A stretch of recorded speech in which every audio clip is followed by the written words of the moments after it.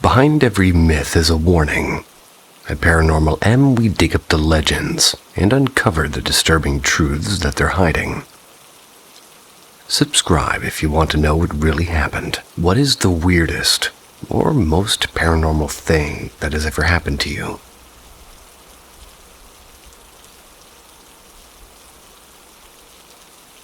According to some of my relatives, half joking, half serious, they say that my mom and one of my aunts once played with a Ouija board when they were kids, right at the entrance of our house, the one that connects the street to the patio.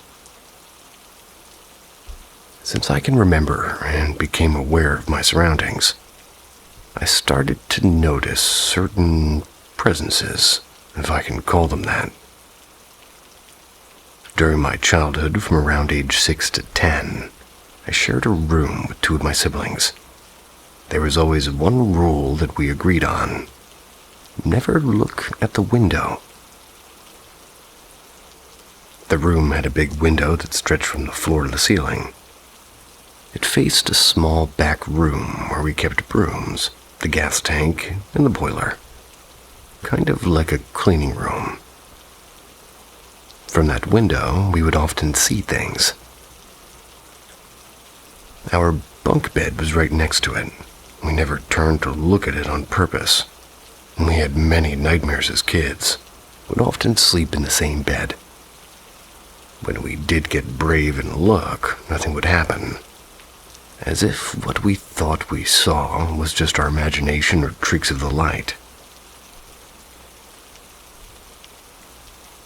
Sometimes, around 3 and 4 a.m., we'd hear light tapping on the window, like someone knocking at a door. Other times we'd hear whispers calling our names. It was honestly terrifying.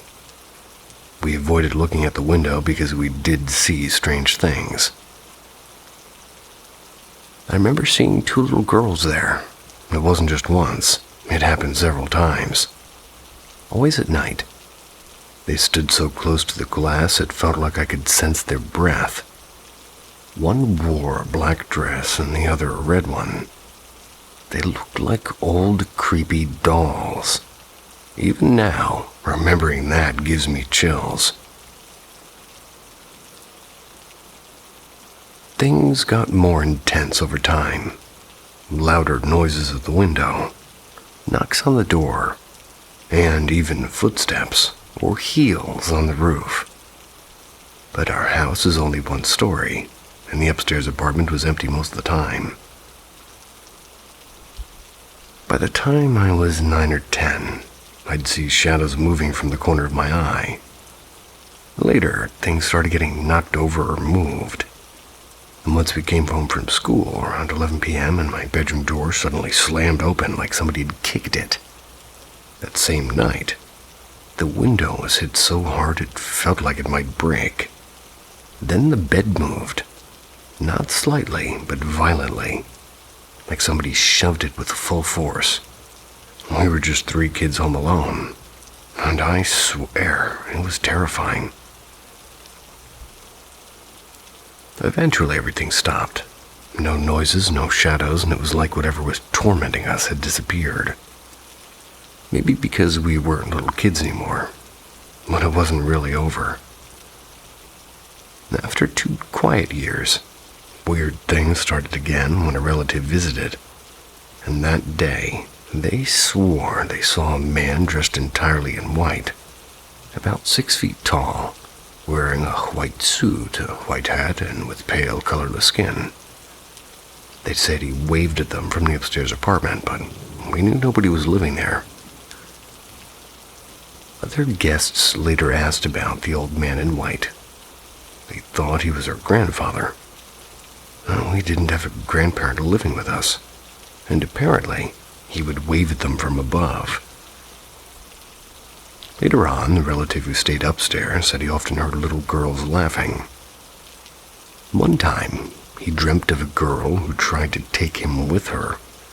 He realized it wasn't his daughter and woke up sweating and freezing with the sensation that he was still holding something in his hand. After that, things stopped again. It was as if whatever was there just started to ignore us. But around age 15, I started hearing footsteps in the upstairs apartment again. The same noises behind the window returned, and then a new thing started. I began seeing a little boy. Sometimes we'd spot him in the patio watching us. Other times he'd just walk around, and eventually I moved into what used to be the storage room. Just a regular room where we kept stuff. That's because I needed my own space as a teenager. Since moving into that room, things have gotten even weirder. Sometimes I wake up and find the wardrobe doors open. My desk chair, which is right next to my bed, is always facing me, like it's watching me sleep. And sometimes somebody knocks on my door, and other times I hear a child laughing or crying. There are nights when everything is quiet, and others when it feels very active. And lately I'm scared to sleep with my back facing the chair, and every time I do, I feel something climb onto the bed or someone breathing on the back of my neck. So now my rule has changed. It's no longer don't look at the window. It's don't turn your back on the chair.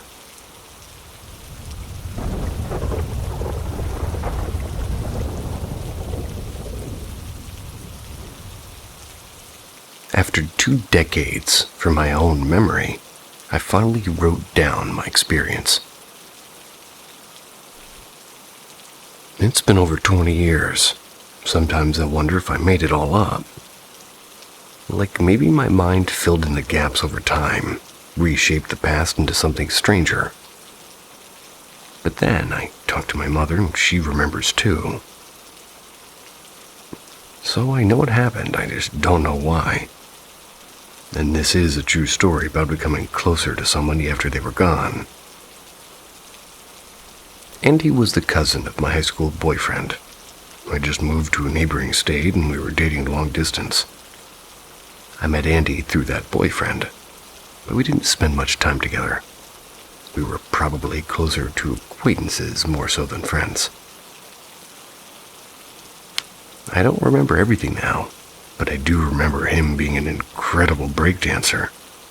And I remember how sweet he was to his younger sister, the kind of deep older brother love that can't be expressed with words.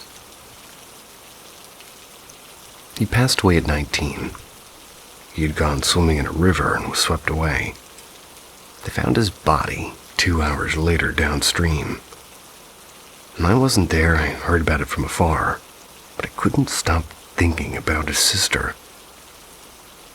His death was a shock, but what happened next shook me even more. A little over a month after he passed, I received a phone call from an unknown number. It was just after 3 a.m. When I picked up, all I could hear was static and beeping and a strange cycling of radio channels, snippets of music, voices in other languages. Then I heard a voice I knew. "Hello, who is this? It's me, Andy."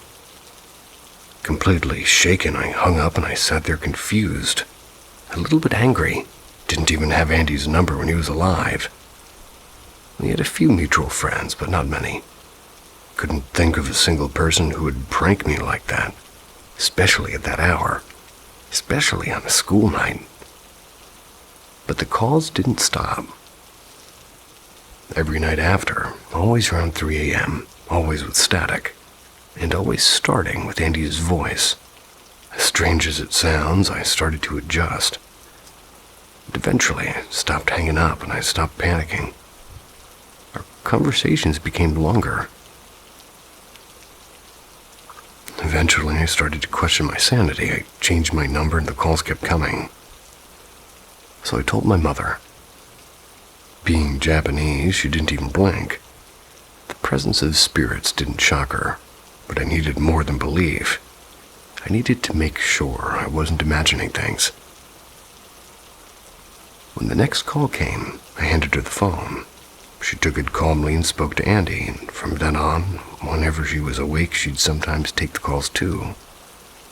She even tried to help him transition. bringing in physics, shamans, and psychics. Anything to urge him to move on. But Andy didn't seem lost, and in our conversations he never talked about being stuck. He never even acknowledged that he had died. He talked about traveling, about visiting family and countries and how beautiful they were. And in those 2 years of strange nightly calls, I came to know him in a way I'd never had when he was alive. I learned that Andy was curious. He had a sense of humor. He liked to play the occasional prank, and he was a great listener, thoughtful and deeply caring. Sometimes a little stubborn. The strange truth is I spent more time with him after he passed than I ever did while he was alive. Toward the end of those 2 years, the static became heavier. Andy's voice got harder to hear, and our calls grew shorter. And then one day they stopped. I like to think that was him transitioning, or I guess maybe not. Maybe he's still traveling. It took me over 2 decades to write this, and for years I kept it to myself, only sharing it with a few close friends, and I did struggle with deep imposter syndrome. But if Andy's family ever finds this, I want them to know Andy's spirit lived on, and he visited and he traveled. I can't explain any of it, and I still don't know why it happened, but this is what I remember. Rest in peace, Andy Panyanovath. June 28th, 2006.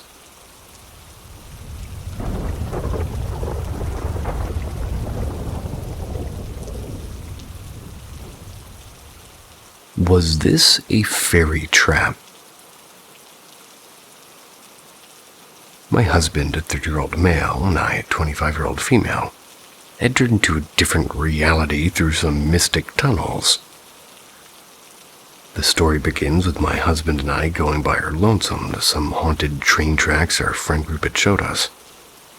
The train tracks themselves had a weird vibe, and when a ritual was performed, you could see a ghost train. I put haunted and ghost in parentheses because I'm very skeptical in general. But after our last trip, I may be a bit of a believer. The ritual would be for all of us to be in a single car, go through 2 very small, identical tunnels. These went underneath the tracks, with maybe half of a mile between the 2. When I say small, please understand it was only room for 1 car at a time on a dirt road, and passing through you could reach your arms out the windows and touch the sides of the tunnels. Upon passing through the second tunnel, you'd make a U-turn passing back underneath the second tunnel. You'd park before passing back under the first tunnel and wait. Upon waiting, a ghostly bluish tinted train would come. And if you tried to throw something at the train, it would always end abruptly before whatever was thrown could make it up.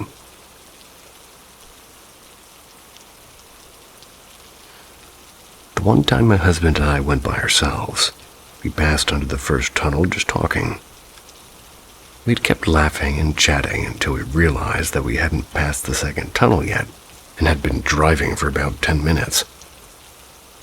The tunnels were extremely tiny, and in fact it would cause a weird feeling of dread as you passed through them. Noticing we hadn't passed it yet when we should have, we got quiet and turned off the radio. We drove for another 5-ish minutes when all of a sudden we have a weird feeling that we should turn around. We both decided that we should turn around and that maybe we had just spooked ourselves. Nothing particularly interesting had happened, and we just felt overwhelmed. Upon turning around, we come across a tunnel within what felt like 2 minutes, even though we'd been driving for at least 15 minutes. We had laughed when we saw the tunnel, thinking we scared ourselves and were just kooky idiots. We decided to leave instead of wait for the train, since we thought that we hadn't done the ritual. However, after we passed underneath that tunnel, we came across the true first tunnel again on the way out. Both of our blood ran cold. This was when we were seeing that first tunnel being the second tunnel on the way out. We'd only entered in one coming in, passed through two on the way out. We spent 15 minutes traveling, but only 5-ish going out. To this day, we still don't know what happened, or really what would have happened if we kept driving.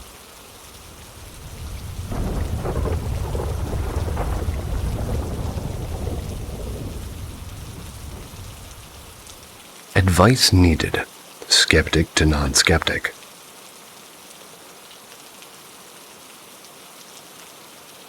My partner and I got our first apartment together in May. It was an emergency move, but I adore our place.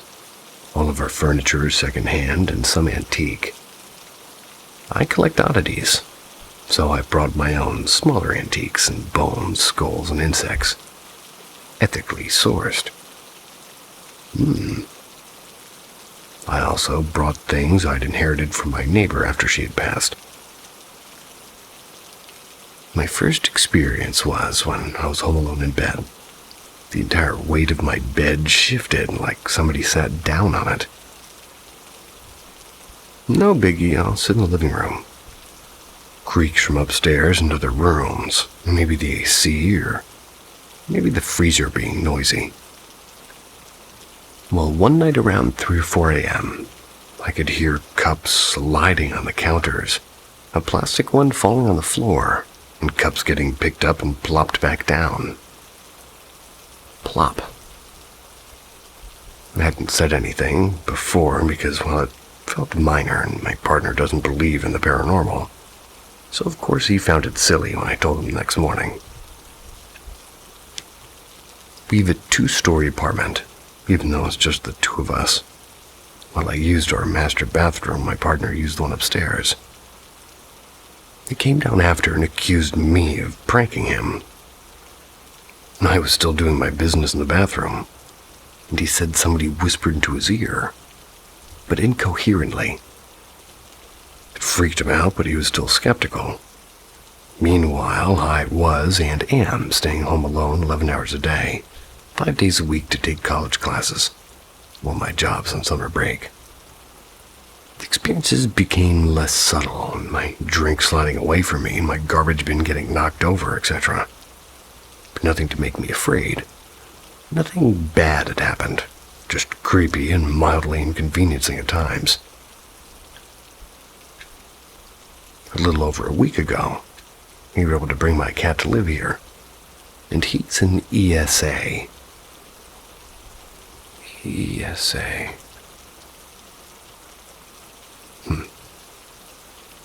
He's very clingy, but very energetic. I hung up some toys with bells on them, and he gets the zoomies at night. My partner woke up from the bells and opened his eyes to darkness, but also a figure darker than the surrounding darkness. It began to creep closer to him, so he turned on his flashlight. And of course, no one there. Checked out the living room, but my cat wasn't there with his toys.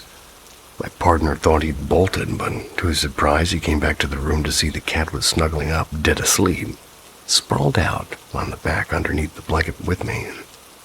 Seeing my partner's lack of skepticism made me anxious. Some information. We have dual-function CO detectors. They very much work, and I have my partner regularly check the apartment for intruders. My breath is now, or my voice is gone. And we have a camera. I always leave a lamp on at night for bathroom trips. I don't know how it turned off that night. We don't partake in drugs, only if I take prescribed medications for chronic illnesses. And I have saged my apartment twice. We can't leave, so what can I do? And if you're a skeptic, how do I put myself at ease? If you're a believer, how can I protect my space?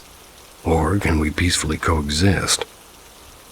I don't even know if I'm asking the right questions. My knowledge for the paranormal is pretty much service level.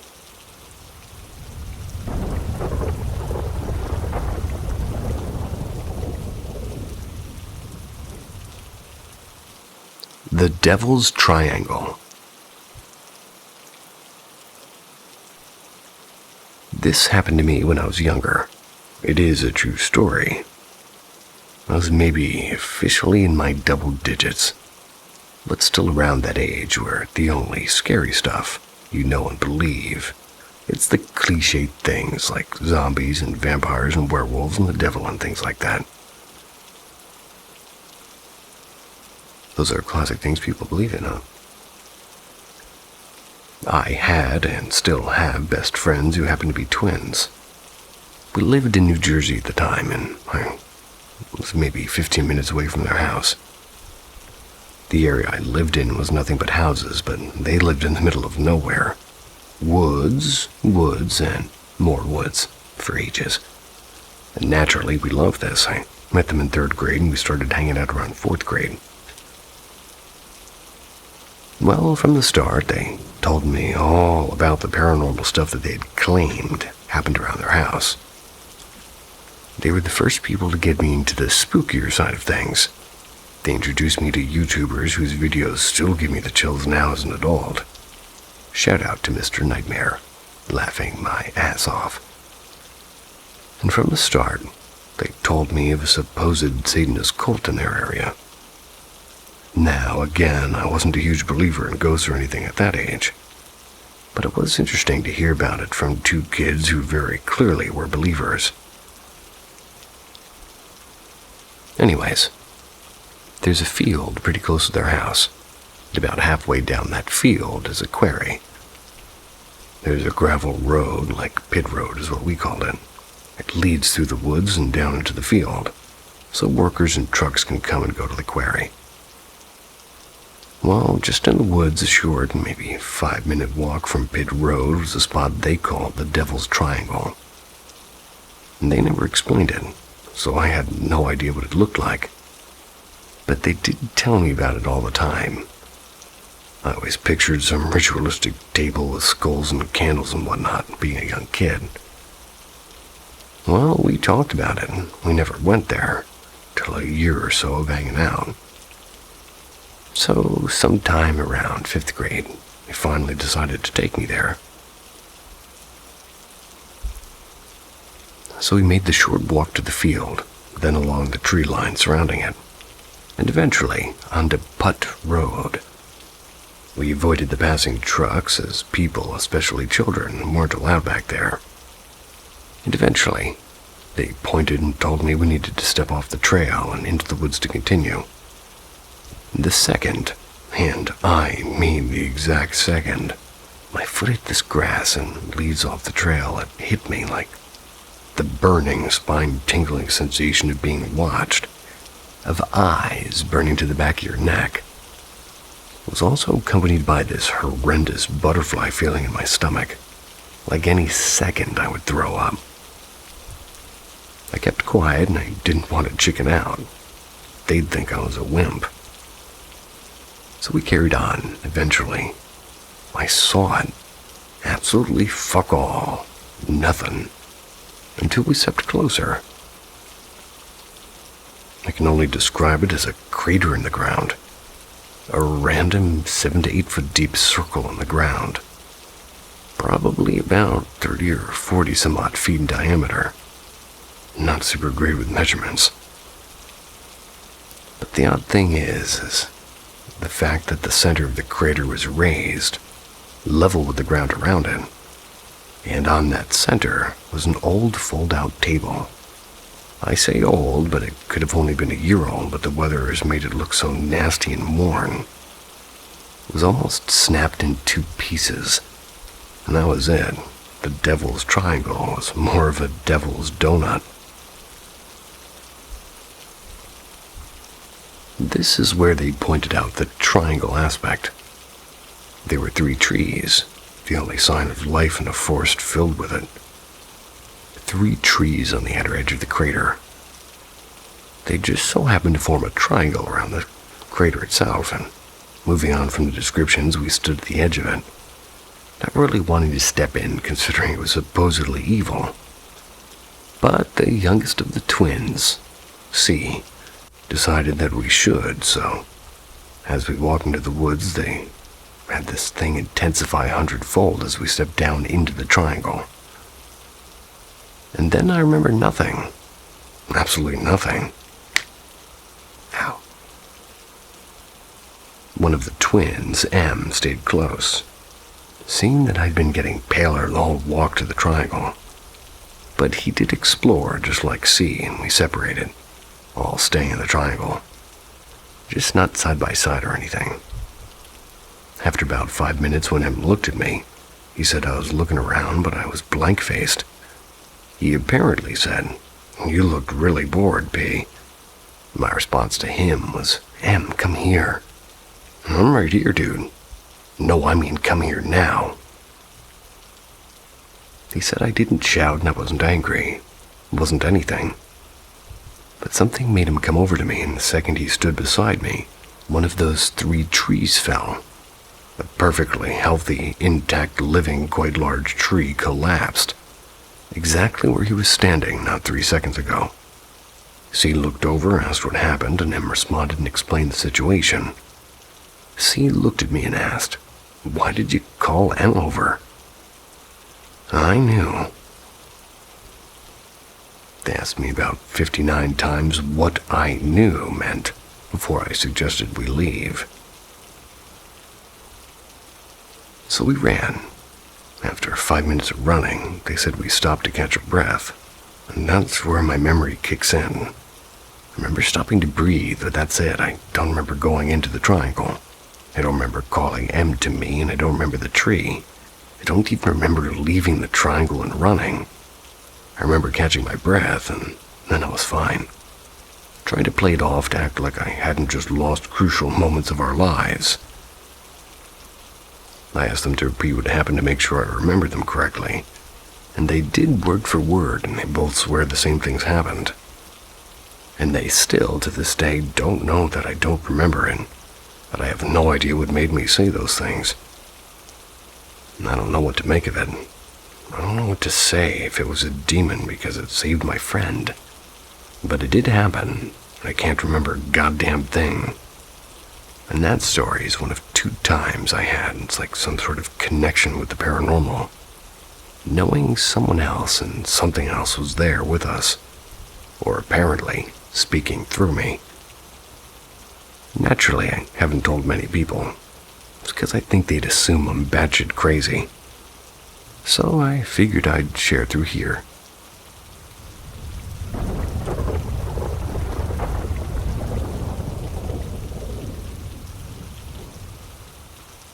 My abusive ex haunted and cursed me.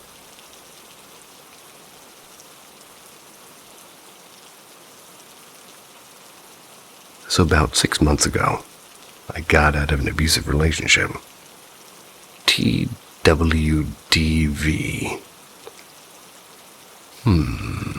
TWDV. I got nothing.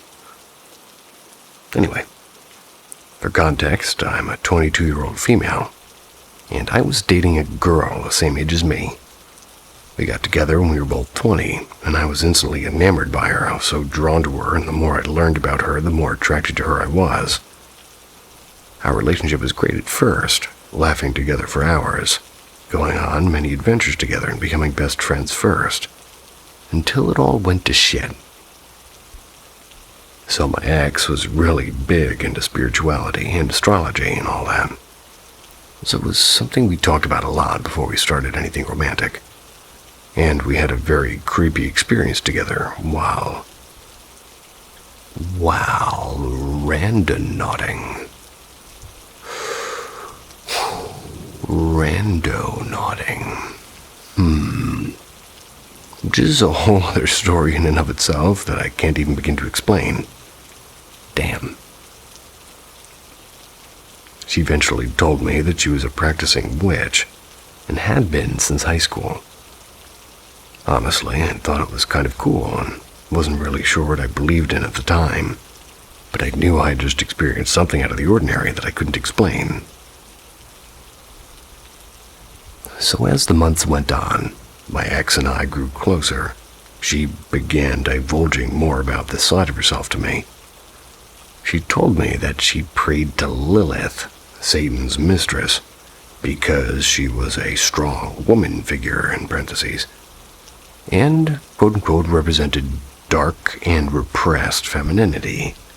At the time, I really thought nothing of this. I thought she was just like being a feminist, you know. Honestly, I didn't like the idea of religion because of the corruption of it all historically, and even presently. So I hope you understand that these blaring red flags weren't so loud to me. But after a while, our relationship started to turn sour. Arguments got more and more volatile and eventually led to her putting her hands on me. The first time it happened, she looked into my eyes and smiled at me while she did it. It was the most disturbing, terrifying smile I've ever seen in my life. It wasn't anything like that Smile movie. It was like a side smirk, almost like I finally have the chance to do this. Like she'd been waiting. Like she was excited. Safe to say, I was terrified and confused. And at the time, I knew my ex had a temper, but I didn't know she was capable of putting her hands on me. Especially not to the extent that she did. She didn't just put her hands on me. She dragged me through the house and beat me in every room, banged my head against walls and glass doors, and left me bloody and bruised. I tried to leave, but she refused to give me my phone or keys. So I had to say fuck it and make a run to the near 7-Eleven where I called the police. They took one look at my injuries, heard my story, and took me back to my house and arrested her. Watched her get dragged away in handcuffs, screaming and crying that she loved me and was sorry and just wanted to talk to me, and I was gutted. And unfortunately, that wasn't the end of her story. I picked her up from jail that day, and she told me that there was a restraining order in place and that we weren't allowed to be seeing each other. I was devastated, and it seemed that she was too, and she expressed that she wanted things to work with us. She wanted to make it work no matter what she had to do, and we talked about it and came to the conclusion that the only way to continue was if I got the charges dropped. That way, this is all a little bit confusing, because she couldn't bear it to be with me if she had assault charges on her name because of what she did to me.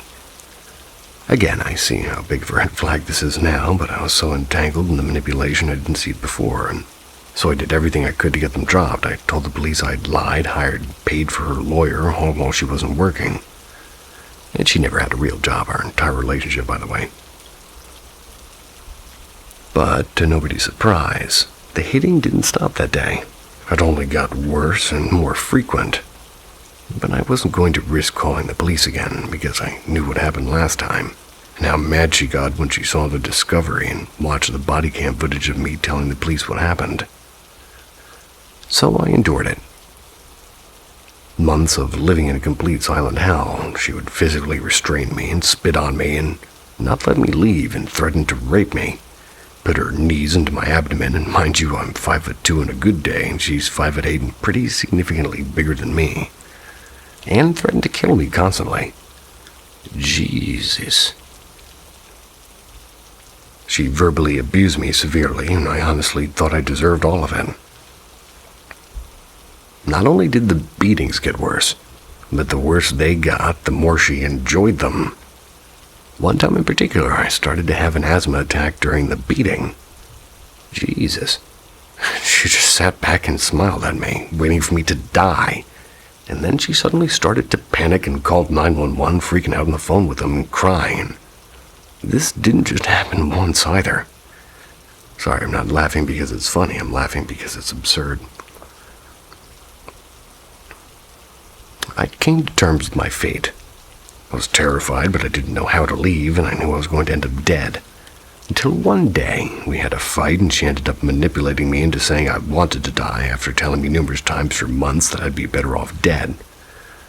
And everybody else would be too, and she had had me admitted into a psychiatric unit. Backwards land. I was livid at first, and I thought she deserved to be locked up in there, not me. Yeah, but I didn't know that this would end up saving my life. Being away for a week and being surrounded by people who saw me, who told me I wasn't worthless and that I was actually pretty cool, gave me the strength to leave, and it was one of the hardest things I had to do.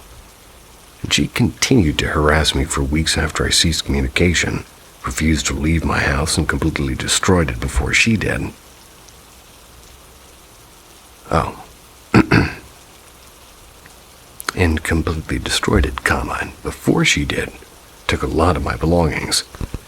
But at least I got out with my life intact. In the next few months, I got a restraining order against her, but the terror never faded. I still felt her presence, and I felt her haunting me, whispering into my ear, and it felt like she was still there. And then I remembered what she had told me. If we ever break up, I'm cursing the fuck out of you and your family, your mother, your brother, your sister, your uncle, your dog, and your uncle's dog. And then, the things that had been happening around the house began to make sense. You don't say. 2 weeks after we broke up, I'm sitting in the house with my friends. It's after she'd left. And the second somebody called her evil, the joint I was hitting completely burst into flames. There's no lighter in sight, and I was just hitting that... Excuse me. There is no lighter in sight, I was just hitting that bitch. And this wasn't the only thing that happened. Shit would fly off the shelves when we talked about her and some other shit, and I was terrified. I'm not being professional enough. So I started asking around and talking to people I knew that knew about this shit, until I found somebody that could help, and she told me everything. She basically explained back our entire relationship, how she wanted me to think that her hitting me was my fault and that my sadness gave her more power. And that's how she was such a powerful witch already. Switch that W around. She was using me to become more powerful. She really had been enjoying it, and not only that, but she had placed dozens of curses on me and my family. And she started this when we were still together. I don't want to detail what the curses were, because I'm not really sure how this shit works, and I don't want to manifest that anymore, so I won't, but I will say, she wanted me dead. The person I spoke to said she would help me, and in the days after, I felt a weight lifted off of my shoulders. The air felt more fresh, and I felt like I could breathe again, and I felt lighter and happier and safer. As much as I now feel protected spiritually, her memory still haunts me. Not only that, but I'm now haunted with the knowledge that she's doing the same thing to some other girl in some other state. And it's only getting worse, because the more curses she places, which she's still actively doing, the more she loses her soul. She's sacrificing her soul and her humanity to place these curses and to feel more powerful and to not feel pain anymore. Honestly, feel sorry for her. Nah. But more than anything, I feel sorry for the girl who's currently being tortured at the hands of this evil. Yeah. I hope more than anything she's okay, and I pray for her now, and I hope she survives and has the courage and strength to do what I couldn't and stop her. There's so many more chilling details, but there are some things I'm just not ready to talk about, and some things I don't want to put into the universe any more than they already are. So, I really hope you all can understand how truly terrifying this was and still is without the complete story. It's also my first time telling it, so I really hope it made sense. Yes, it was terrifying. Yes, it was made sense, and what the heck was that? Moving on.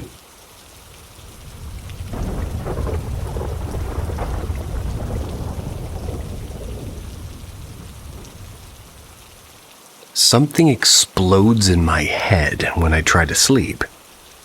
And it's not a dream.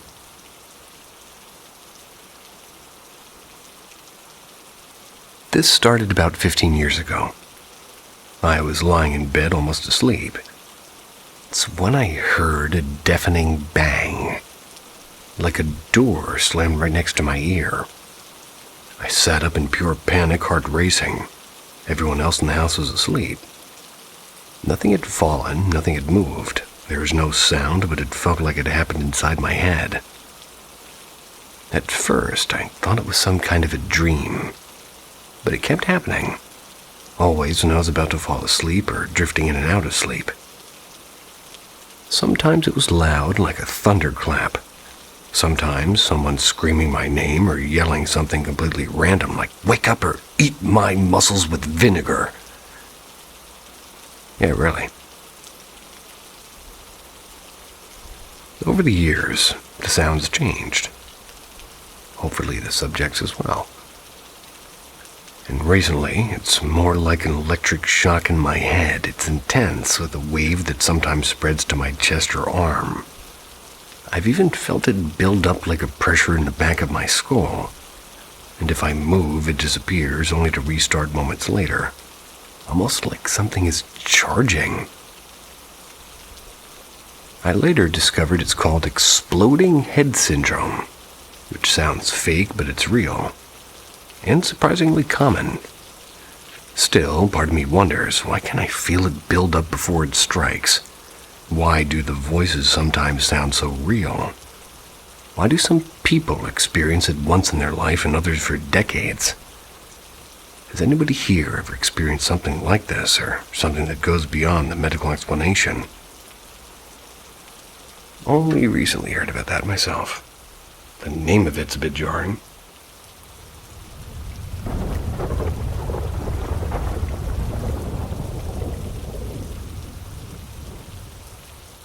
We wonder if our son sees my grandmother. I was always skeptical about things like this, but I also hear a lot of stories about small babies seeing things. So yesterday I got a call from my mom with an information that my grandmother passed away in the evening, different country. She adored my son, who's 15 months old now, and he was the most important person in her life since she found out about pregnancy. Well, your pregnancy, I bet. I went to work this morning, came back before 6 p.m. My son visited me in the kitchen, skyling and hugging me.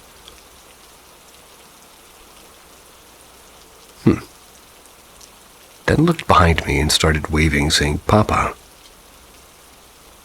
which means bye-bye. I turned around and asked what he's doing, and my wife said he's doing this since I left this morning. Looking at the corners of the rooms, waving and saying "Papa," and just to note, till now he was waving with Papa only when he was waving for goodbye.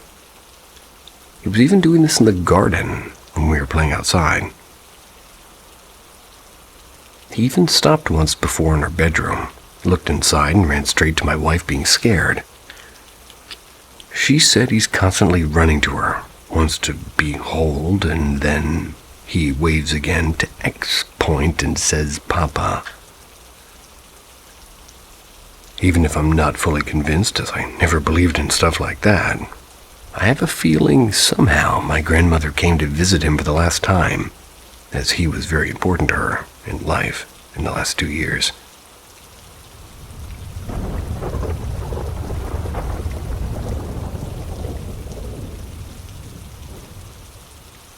My story. Long story, but short, is God is real. Okay, so 2020 November. I was 14. Long story short, my brain went wonky, and I developed OCD. Didn't know what it was at the time. I thought I was just going mental. This was also COVID times. And on my phone, I kept seeing stuff about spiritual awakenings and 11/11 and all that jazz. I thought of all of this was happening because I was having one. When you read the rest, it won't make sense why I thought like this.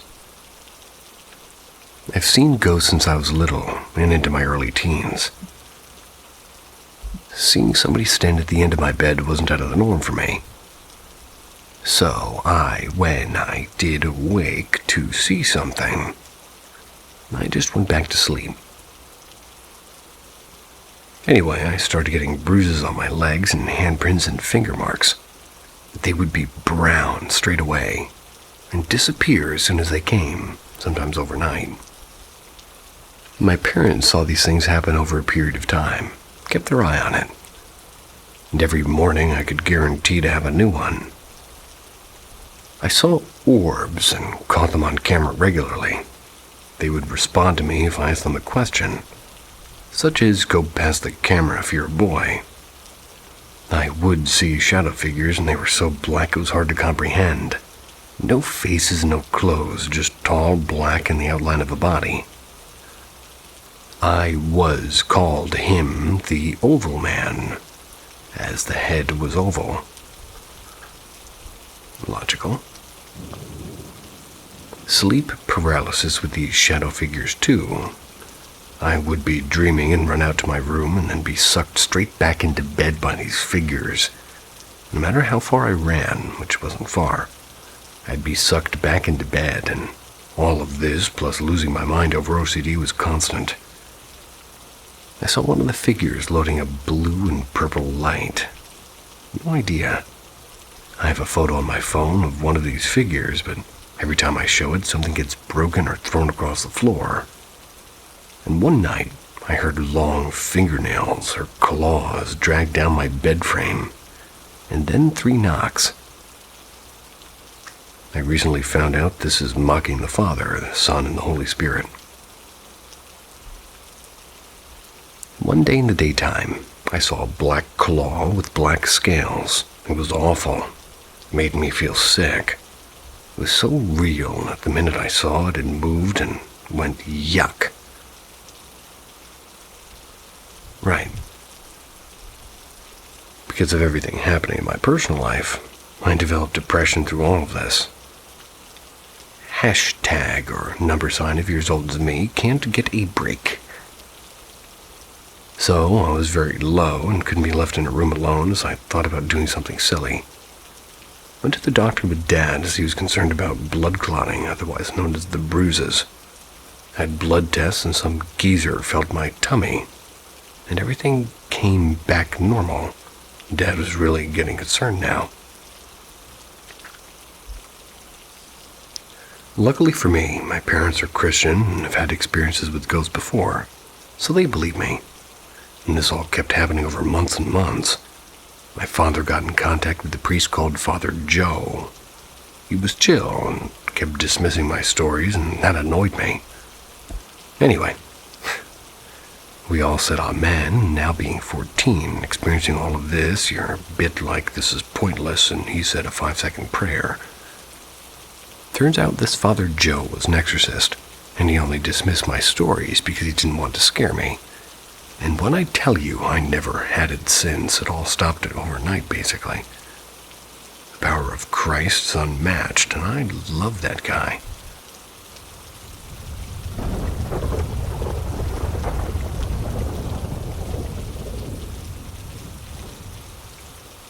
I'm unsure if we're having paranormal encounters in our neighborhood.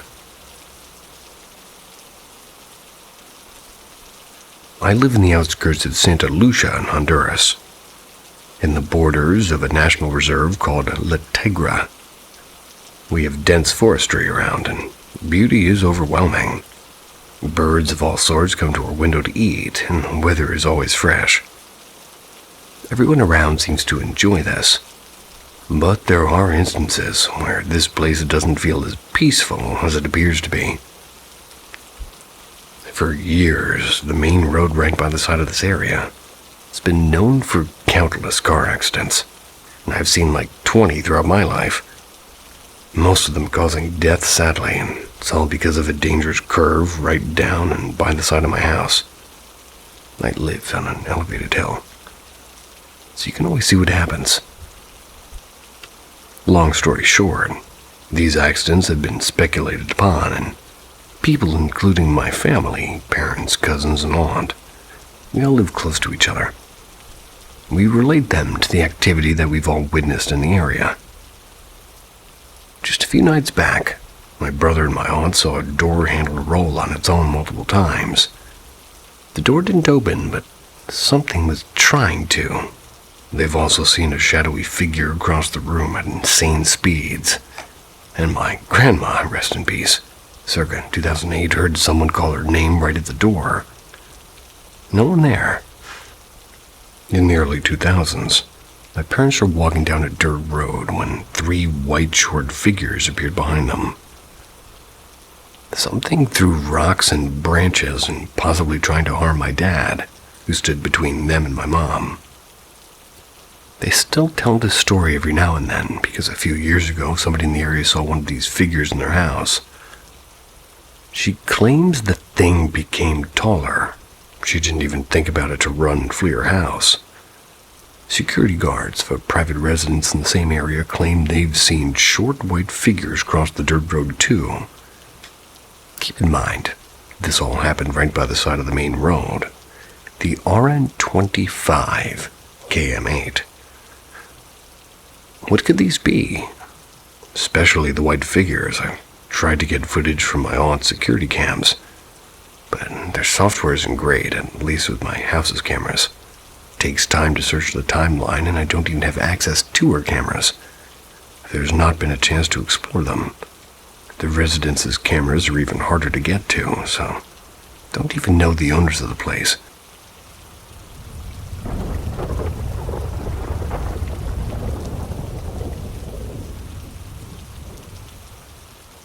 I never shared publicly, but here is my demonic experience.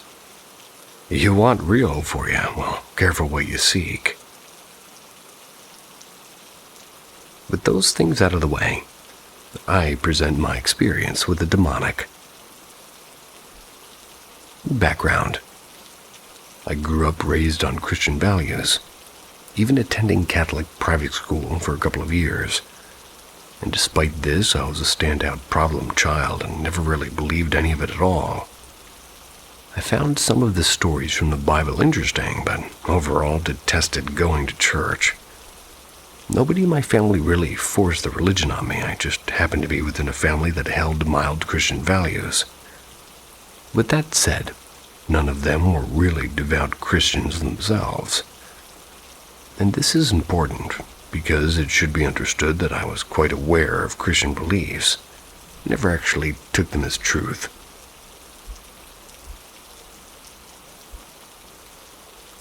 Let's jump forward now to my teenage years, where all this began. At the age of 12, I was engaged with all things mystical and mysterious. I've read books and I browsed websites on everything between ancient aliens, conspiracies, ghosts, mediums, witchcraft, Illuminati, and the demonic. And this was around 2003, 2004. So just past the turn of the millennium. All of these things were of great interest to me, but I had no actual evidence or really reason to believe any of it. It wasn't until my family had made the decision to move that these things became more viable.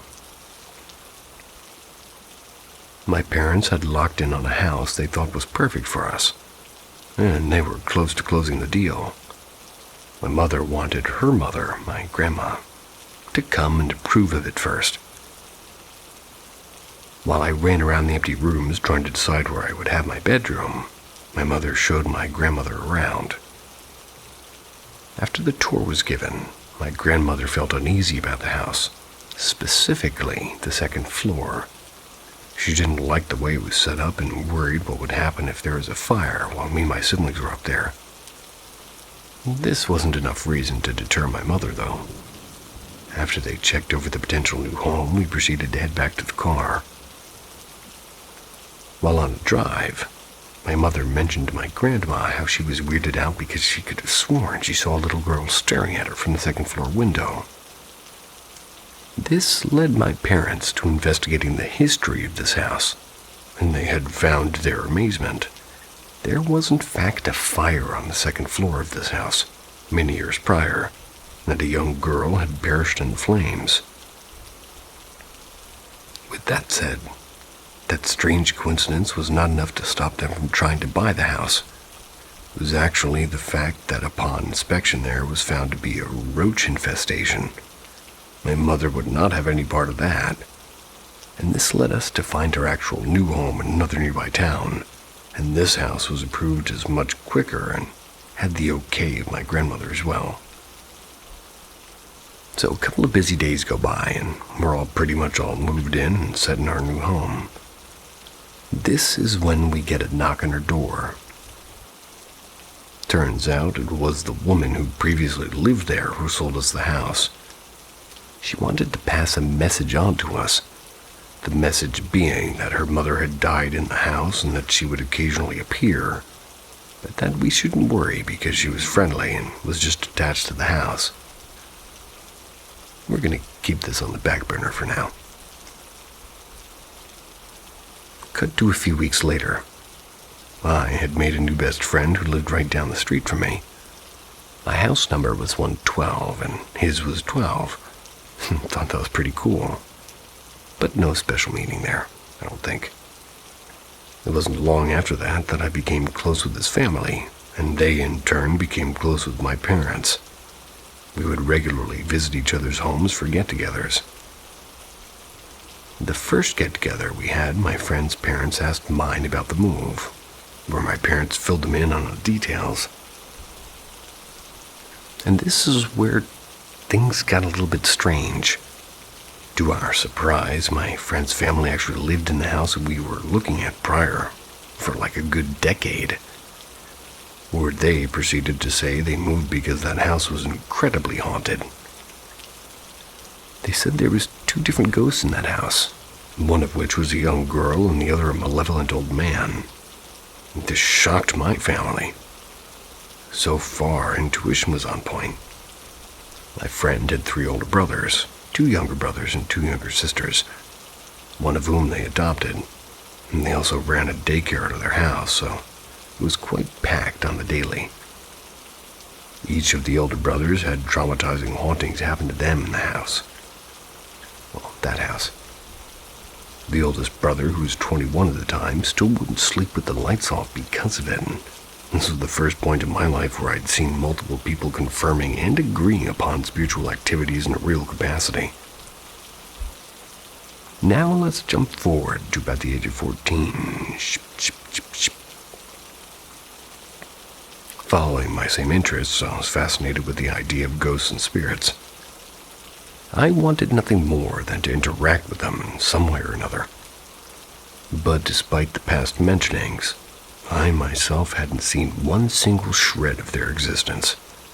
It was frustrating, and I tried all manners of contact. I bought crystal balls and stared into mirrors in the dark and looked into black ink, researched Enochian and literally everything under the sun, and nothing would work. That is until I opened a Ouija board on my 15th Christmas. If there's one message to take from this entire thing, it is that I tell you from the bottom of my soul, do not engage with the Ouija board, period. I didn't immediately use it, but one day my friend and I were chilling per usual, and I'd remembered the new Ouija board I'd gotten for Christmas. I asked him if he wanted to use it with me, and he hesitantly said yes. I made him go down to the basement with me, because where else would be the perfect place to use it? I had just opened the box and placed the board when my friend chickened out on me. I mocked him and I told him, I'm gonna do it by myself then. Placed a little piece on the board and proceeded to ask it questions. But to no avail, nothing. I was extremely disappointed. I thought for sure this was going to be it, but no, I put it back in the box and brought it upstairs, and that was that. Or so I thought, because boy was I wrong, as wrong could be. Immediately, over the next couple of days, I started experiencing things that were unusual. Simple things at first, like lights being funny and my dogs acting strange and objects indoors moving. This, however, was spectacular to me. I had no fear whatsoever. If anything, I was extremely excited. More into the occult than ever, and I thought this was it. What I've been waiting for. Paranormal activities. These types of things continued for the next couple of years steadily. Then it finally happened. I seen my first ghost ever. I was 16 at this point, and had been making my way from the kitchen through the dining room toward the living room. While I was gaping or gaping between the kitchen and dining room, I seen what I thought was my mother walking toward the kitchen from the connecting hallway. I took note in my peripheral of her pink dress, which threw me off a bit because my mother normally doesn't wear such a thing. It wasn't until I made my way through the dining room to the living room where I seen my mother and father sitting on the couch watching a movie. This instantly made me take 5, because I realized my mother not only was not wearing a pink dress, but was not in the hallway going to the kitchen. I proclaimed to my parents instantly of the shock and surprise I was in, but they straight up shrugged it off and continued with the movie. I didn't press the issue because I was now elated with the fact I'd actually seen a ghost, and I'd instantly presumed it to be the prior owner's deceased mother. I would go on to look at her as sort of a guardian spirit of the house, so to speak, though I never did see her again. This event was ultimately a bad thing, because it put me more at ease with the idea of communication with the dead. I took her spirit as an example of what all spiritual things would be like, which pushed me further into looking for such things. However, over the next 2 years, things progressed for the worst. I developed insomnia, and there would be random spots in the house that would make your blood run cold, and doors would knock over and over. Things would be thrown out of the closets and off dressers and shelves. And one of the more creepier experiences would be electronics acting without electricity. Dolls would speak their recorded sounds on cue, without batteries. I'd taken them batteries out and all such things and tried to prevent this. Lights would go on and off repeatedly. I've even had TVs go white static and start blasting max volume. I would unplug them, and it would stay on and go louder, and this scared the straight crap out of me, literally getting chills through my body reminiscing about it now. And these weren't things where I could question other possibilities. These things were seen as nothing other than what they were, like impossibilities. There was one night in particular where it clicked and the fear had taken permanently a hold of me. I had recently at the time gotten into the Harry Potter books. Big reader as a youngster. I was sitting on the couch in my basement, which was now redone as a TV room, where lots of things would happen, by the way. I had one of those little bendy lamps that you use to reading books as my only illumination. I was thinking to myself how great these books are and how I thought it was funny people at the time thought they were of the devil. And I shit you not, as I'm in this thought process, the light bulb just explodes, projecting the glass shards at me. Luckily, no harm done, but I instantly hopped up in fear and ran out of the basement to escape the dark. I flew up the basement stairs where this doll starts going off like some bins of toys were kept under these stairs, and the fear jolted in me. I sprinted even faster and finally opened the basement door and reached for the hallway, light switch in front of me, flicking it as quick as I could, and again, I shit you not, as soon as I did, the hallway bulb exploded, and at this point I'm thinking, no fucking way is this happening right now. This happened 2 more times again in the living room, once more on the 2nd floor once I made my way up those stairs. 4 light bulbs exploded in total. Now again, I am quite rational despite these things. I am aware this could be very coincidental electronic wiring. But everything that ultimately happened says otherwise, and I made it to my bedroom on the 2nd floor where things sort of normaled out and I finally had light. It was at this point in life where these experiences were taking a toll on me, really ramping up my insomnia. I was in constant fear while at home due to these things happening left and right. Some of the things so common I barely batted a lash at them.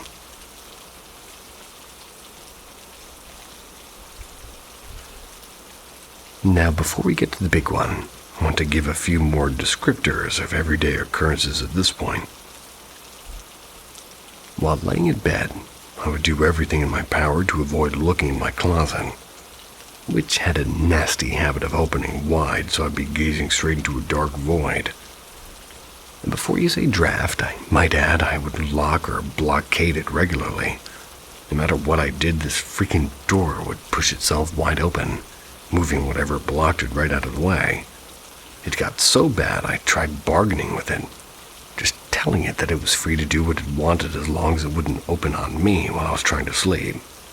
And I'm 33 now, and I tell you as a well-rounded adult that this was not mind tricks. Not every night, but quite a few of them. I would feel things crawling beside me onto my bed.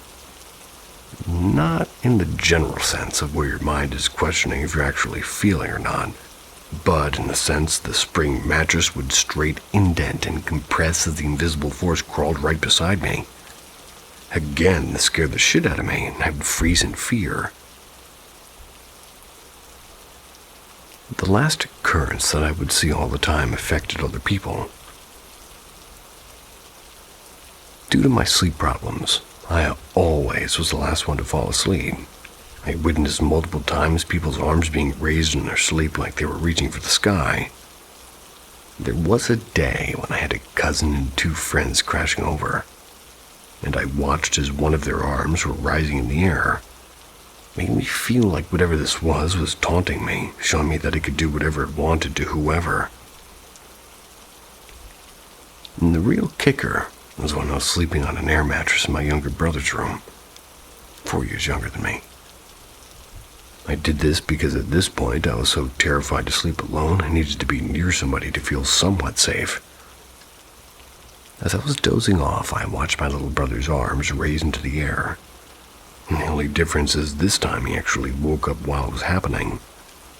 I watched him groggily realize what was happening to him, and he jumped up to his feet and turned and ran into the frickin' wall out of terror and panic. I legit started laughing because I'd never seen anything so absurd and shocking in my entire life. The way his feet moved was like an old cartoon, like he was Sonic the Hedgehog. The way the blankets jumbled beneath his scurrying feet and the sheer speed at which he hopped up and darted into the wall. Safe to say, both my brother nor I got any sleep, and so if you've made it this far, you understand at this point whatever's going on has been ramping up and became more bothersome by the day. And this is where we climax.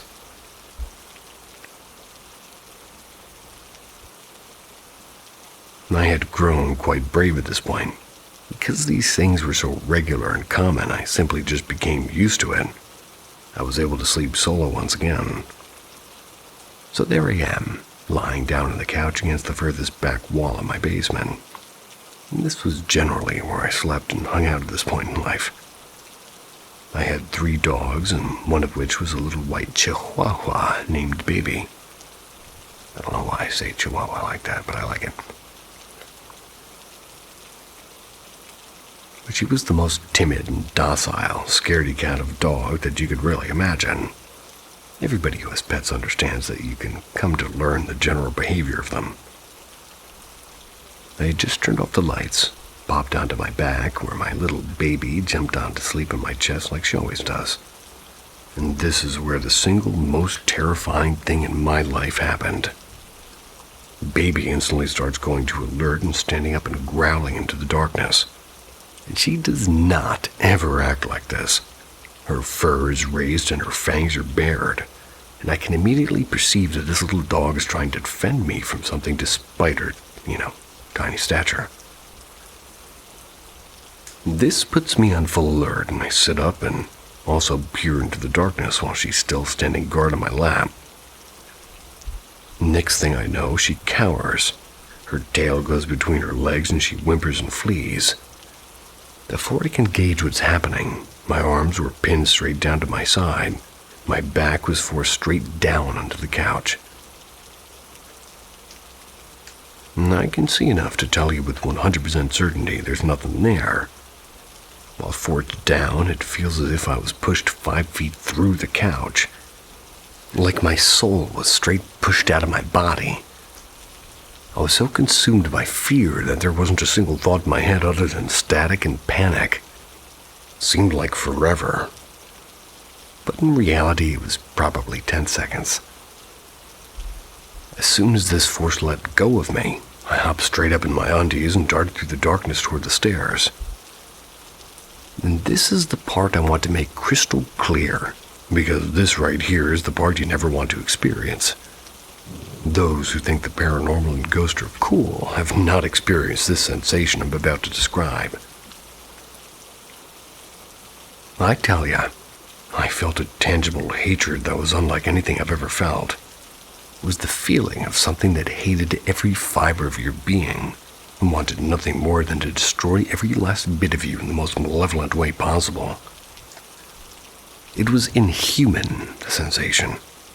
It was in this moment I understood hell is real, and this was something from there. There was no doubt in my mind.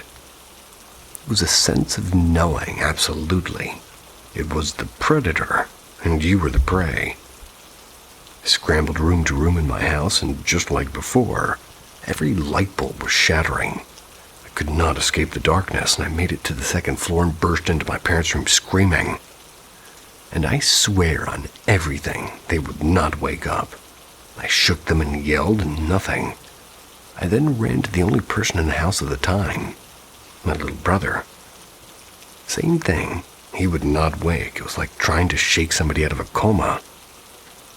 And I tell you in all honesty, I was 18. And I considered myself a man at this point. And I had loads of pride, and still, this did not stop me from hopping right into my brother's bed next to him, pulling the blanket over me. Now you would think at this point I was safe, right? Wrong. This thing repeatedly, what it did in the basement, it took hold over my body over and over. And I could feel my mind breaking and my soul dying right in my very body. And after the 10th time, I was completely hopeless.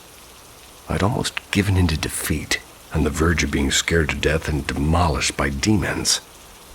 This is when I remembered something I heard many a time from my Christian upbringing. Pray to Jesus. I swear to you on my eternal soul, and all that I love and hold dear, the moment I cried out to Jesus, this shit stopped on a dime. And 15 years have passed at this point, and I've not experienced a single thing mentioned ever again. Haven't even come close to getting the feeling that something paranormal is near me. Every single bit of the experience has vanished. And for the next year straight, I started praying at night, spending at least 15 minutes per night before going to bed through all my prayers. Though I don't pray as much, I am every bit as faithful, if not more, at this point in my life. However, that's not the complete end to this saga. The very next morning, I tried my best to explain to my parents what happened. I can't say they fully believed me, but they at least listened enough to help me out. Thought about how it all seemed to start when I first used the Ouija board, which led me to doing a quick online search on how to dispose of such a thing.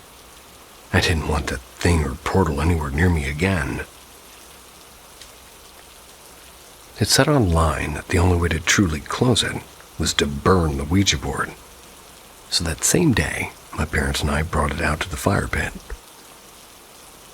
Now I must say I was hasty here and left the bidding to my parents because I didn't even want to look at the thing or be near it anymore. And funny enough, it was years later I was regaling the events with my mother where she gave me a bit of a surprising bit of news. She proceeded to tell me that she did in fact believe me, because that day, unbeknownst to me, the Ouija board wouldn't burn. She expressed how she and my father doused it with gasoline, and it was still unscathed. They ultimately threw it out into the trash can and watched the dump truck take it away. I figured that must be good enough because, again, nothing ever came back. I'd like to imagine that it eventually got incinerated at a junkyard at some point. That's pretty much the end of that. but I can still provide one more after a happening that I found quite coincidental. When I was speaking of my mother and father, it was really my mother and stepfather. I say this because when I finally told my blood father this ordeal, he went on to tell me about how he was severely haunted in his youth, and similar to me, was a non-believer who happened to call out to Jesus for help. I can't say for certain, but this has led me to believe that there may in fact be some kind of hereditary thing going on here. Like I started out saying, I've not fabricated or embellished even one bit of this, and I have pondered the thoughts of such things as mental disorders, but to that degree I still have two things to go against that. One, doctors have continually found my mental health to be fine, and two, no matter what the case, it stopped forever on the drop of a dime the moment I called to Jesus.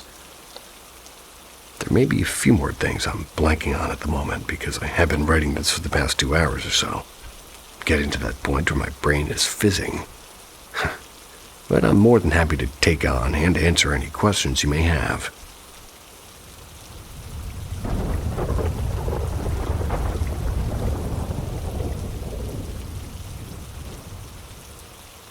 Attention, truth seekers and lovers of the paranormal. Paranormal M is the ultimate destination for those who crave a dose of the supernatural.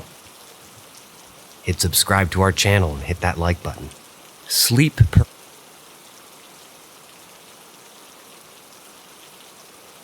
So back when I was like 16, possibly 15, a friend and I used to mess around with a Ouija board. We are both practicing Wicca, even though we didn't know what the fuck we were doing at all, and we found things like this kind of fun. So she'd come over one night, and when she'd go into the bathroom, and of course a naive young me was still a little bit suspicious of the authenticity of our session, and the thought of her just moving the planchette. So she decided to play on her own, and when it pulled harder than she'd ever felt and started to spell, she obviously said goodbye and freaked out. Fast forward a while, I had started having sleep paralysis and semi-wake hallucinations of this guy in my room. Now at first, it was kind of how most people describe a shadow person, just kind of a shape with no detail. But after a while, it began to look more and more like a person. I'd done a lot of research into it, and I could never really find out what it was, because it never really did much. But I knew it was there, and I knew it was real. And one night, after a particularly bad fight with my family, I went to sleep crying. Immediately when I fell asleep, I got the paralysis, and I felt something like holding me from behind. I freaked out and woke myself up and cried some more. It was so weird to me. Now, for a long time, I thought I'd make this shit up in my head due to trauma from the abusive family, and, That was until Christmas, when I was at my mother's with siblings that now stayed in the room that I'd stayed in, and they began to ask questions about a shadow person or a demon that had been causing him some problems. Now, this brother is not a liar. He also really doesn't believe in paranormal things. So when he came to me claiming that something resides in his room, that throws things at him. Scratches him in his sleep. It even knocked over his fish tank. Throws the closet doors off the rails. The little track thingies on a frame. And just causing general chaos. I was quick to think back about my experience with the Shadow Man. Also, to him, it looked like a shadow, not the man that I'd seen. It was very tall and had long fingers. No detail again, though. Also, when I say that it looked like a man, I mean that it's kind of like if you outlined a person and pressed fill in with a paint bucket in Photoshop. Like that shadow of a person, but like 3D. I don't know, this probably isn't the best way to describe it. I don't know what it could be. I don't think it's a demon or vengeful spirit, because it never did anything crazy like that to me. I'm not sure what it could have been. You guys can think I'm lying or whatever, but this is 100% true, and I didn't even believe it for a long time until my brother brought it up to me.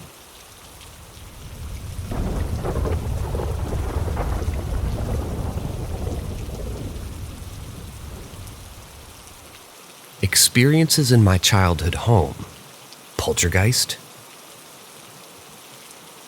My parents divorced when I was 4, and my dad went to go build his own house while I lived with my mom. My dad built his house on a site where the previous home had been burned down 3 years earlier. It was arson, but no one was hurt or killed, and the perpetrator was never caught. Shortly after finishing the house, weird things began to happen. The first story is one that I wasn't told until I was older. One night after the house was finished, but not fully moved into yet, my dad was working late upstairs in the master bedroom. It was probably midnight or so, and he was finishing up when he began to hear voices. He described it as a group of people talking. He couldn't make out any single conversation, just the general, maybe sounds of a group of people talking. He couldn't make out any single word in the conversation, just the general buzz of many voices coming from downstairs. Confused, he left the bedroom and stood on the landing, just listening. The only thing that he had. And he charged downstairs only to find nothing. However, the voices were still talking. He entered the living room and stood there listening.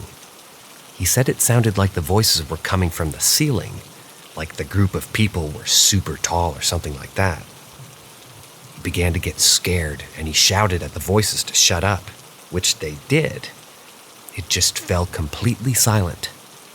My dad left for the night pretty quickly afterwards. The next thing is something I remember. Sometimes when my sister and I stayed over at my dad's, and by the way, we would spend half a week with our mom and half with our dad, the smoke detector in our room would go off in the middle of the night. It never happened when we were with our mom, only when we were in the bedroom asleep at night at our dad's. The smoke detector in our bedroom was also the only one to go off. No other detectors in the house would do anything. My dad tried replacing the battery and even replacing the whole thing, but it would continue to happen for a few years. I remember waking up in the middle of the night to an alarm blaring and running to my dad's room to tell him that the alarm was going off again. This happened once a month or so for the first few years that we lived in that house. Finally, this is something my entire family witnessed. We had motion detector lights on the stairs leading to the basement. And one night we were in the living room, which had a perfect view of the stairs to the basement. We had a sheet in the doorway at the time because my dad just hadn't put up a door yet. Suddenly, the motion lights on the stairs turned on and the sheets moved up, like someone lifted it to walk under and then let it go. Except there was no one there. I remember being super freaked out, but my dad didn't seem worried, so I wasn't either. Years later, my dad told me that he was actually terrified, but didn't want to scare my sister and I, so he pretended to be fine. The smoke detector was the only incident that kept happening, but after a few years it stopped, and nothing creepy happened in that house ever again. We moved out when I was 14, and I haven't been back since. To our knowledge, no one has died on the land or been buried there, so I'm not sure what this all was. Any feedback would be great.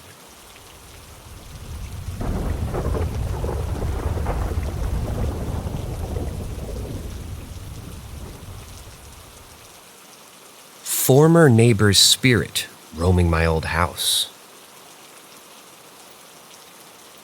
So I used to live in a council house before my mom moved in with my stepdad. While living there, it was just me and my mom. I had 3 experiences living in that house. I'm glad to be out of there. Before I get to those stories, my former neighbor died while I was living in the place. The neighborhood didn't know this until his garden started smelling and becoming untidy. He definitely didn't leave the house, as any of us would have, I guess, just noticed. People knocked on his door to no avail. Eventually, the police were called and they broke into his house to find his body there. I can't remember how he died, but yeah, it may be related to what happened to me. I'm a bit suspicious. Now, on to the experiences. So once I had a late night. My mom went to bed, and I went up like 5 to 15 minutes after. Anyway, I turned off my laptop and I headed for the corridors. The doorway I was going to went two ways. Left, the kitchen, where beside that doorway was the front door and a staircase, and right, a little room where you sort of top the electricity with a key. I went left, obviously, since I was going to bed, and then the lights turn off, like some paranormal activity shit, and I saw a fucking white figure walking from the sink. I didn't full-on scream, but I did yelp. I blinked, and everything was back to normal. When I think back on it now, I think that my mind was just fucking with me. I'm a superstitious person, but I'm thinking of a rational explanation here. But then, this experience, oh mighty God, this experience. So I was in bed, like 2 or 3 a.m., and I get out of bed for a piss. And then before going into the toilet room, it's one of those bathrooms with the toilet only, mind you, I peek into my mom's room, and there's a fucking hand looming over my mom's head, and what looked, and it just disappeared. Mind you, no one was in that fucking house but us. I, being the dumbass I was, went into the bloody toilet before warning my mom instead of pissing myself.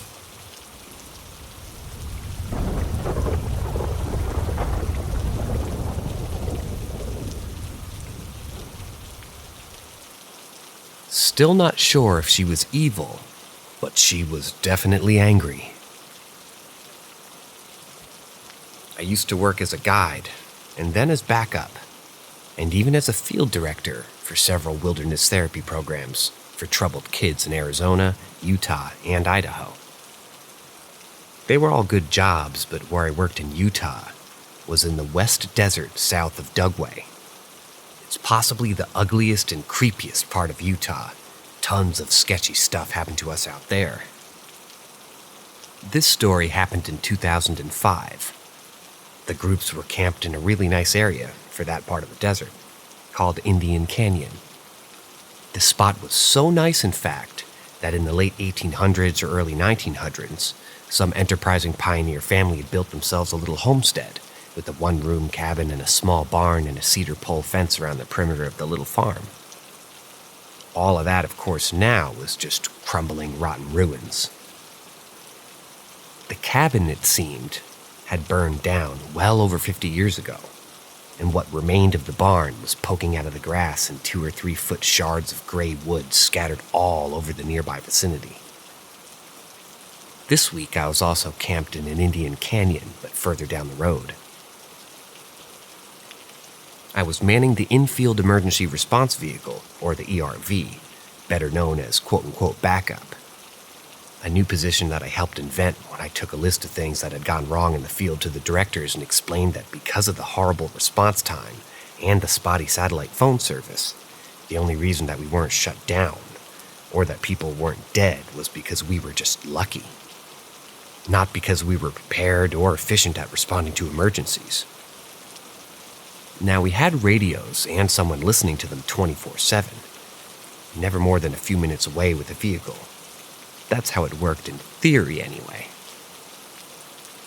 One of the boys' groups was camped at the mouth of the canyon in the foothills about 2 miles away from me. The other were just a mile beyond them. The girls were close, too. I was camped somewhere in the middle of the canyon on the top of a small ridge that had a little jeep track side and a little road branching off the main dirt road running up the canyon, and the girls were just a couple of ridges over, maybe a mile away. Though to drive to them, I'd have to go back out to the main road and take a different jeep trail up to their spot. Maybe a 5-mile trip. I was about 1.5 miles below the staff training group that was being headed by my wife Jessica, divorced now. There were going to be several groups of parents coming out to visit their kids later in the week. So both the boys' groups and the girls' group, all on that side of the mountain, had all elected to stay put for a few days and work on building backpacks and gathering fire sets and a lot of other primitive skills. The training group had been in the field for almost a week, and they were getting ready to split up and go join the student groups for the last several days of their training. This left me with less to do than normal.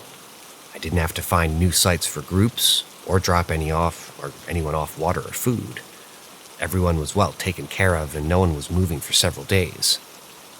I decided to build a sweat lodge next to the creek, up near where the new staff were camped. I found the perfect spot, well out of sight of the group on a small, smooth sandbar right by the water. I got to work. I harvested some big, long willow saplings that were bendable enough to weave a frame with, and arranged them in a 10-foot circle, digging down 1.5 feet for each one to anchor it in the sand.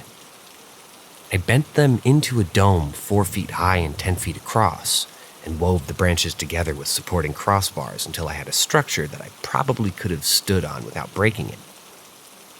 I walked down to the truck, which I had hidden in some pine trees 1/4 mile away, and hauled a large bin of tarps and cowhides and plastic sheeting, along with my fire set and some other gear up to my lodge.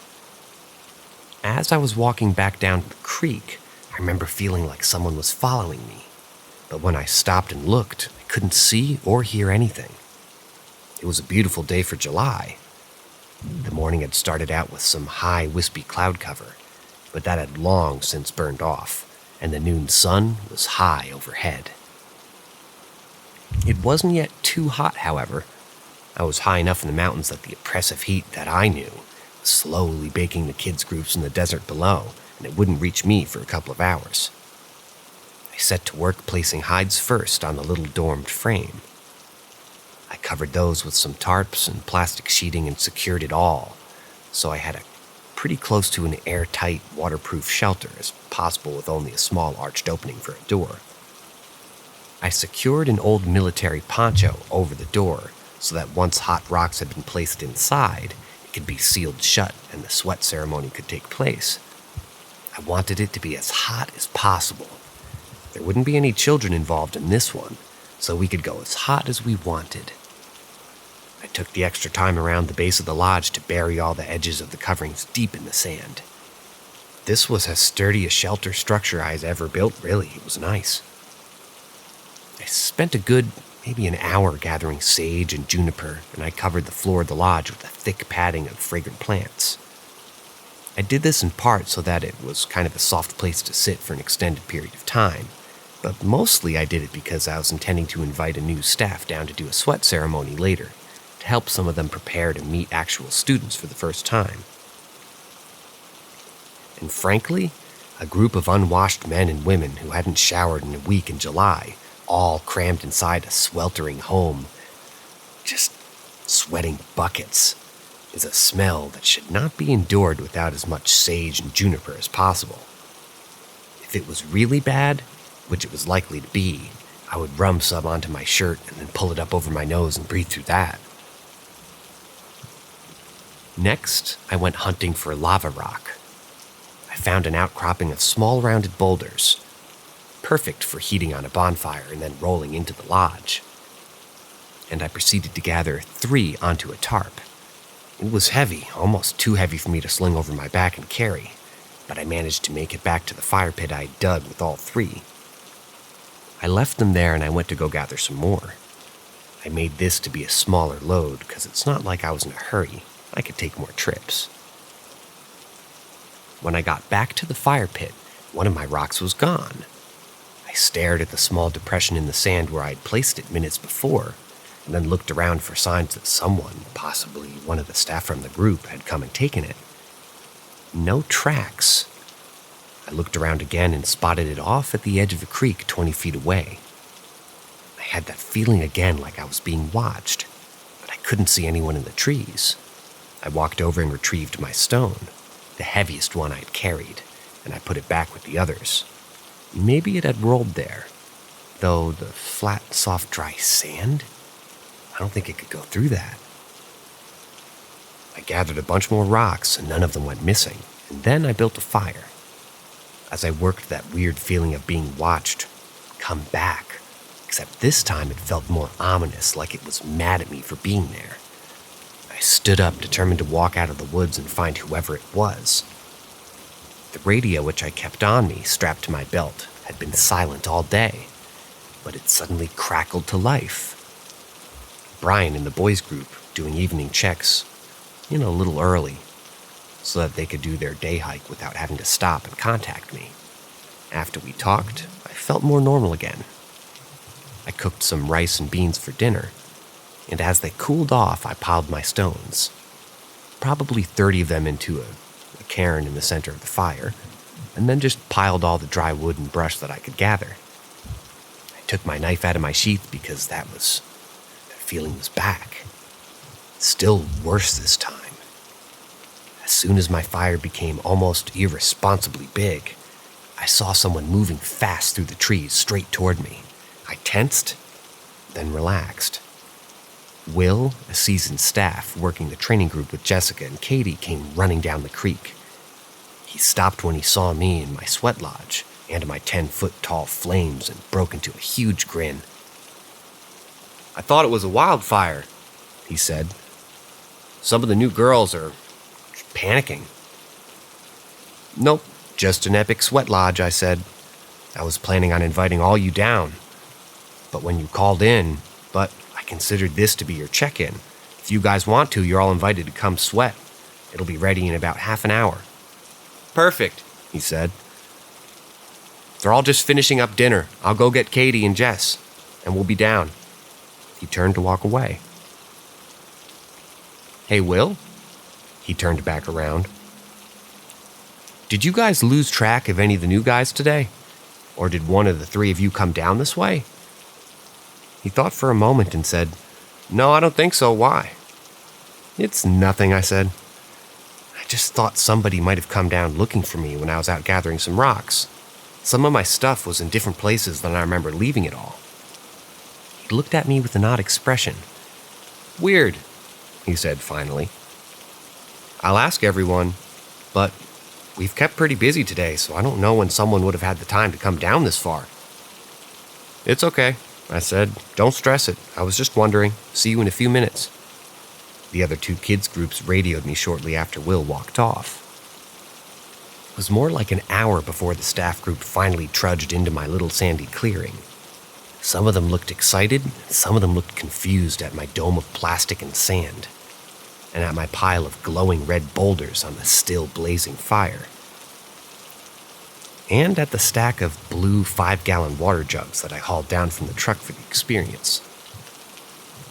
"We thought we were going to die in a forest fire," one of the new girls, Carol Sue, said, accusingly.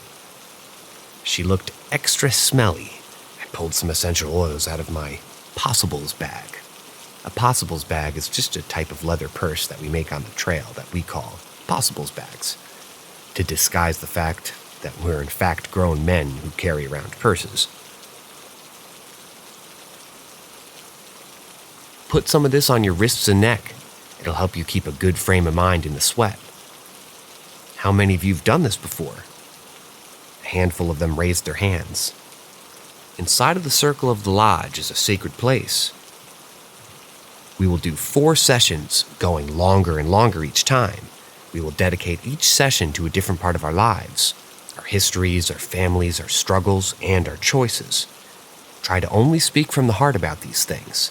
It'll be a very hot place once we begin pouring water on the rocks, and the heat will make it very difficult to speak anyway. So only speak if it's important." Katie and Will were already rolling the superheated rocks into the lodge using some long willow poles that I'd made. I gave Jess a side hug. The trainees didn't know that we were married, and we'd found it best not to let the kids know or people in the new wilderness know because it could become a distraction from the experience if they got caught up in our personal lives. So, side hug was all. As far as they knew, we were just co-workers.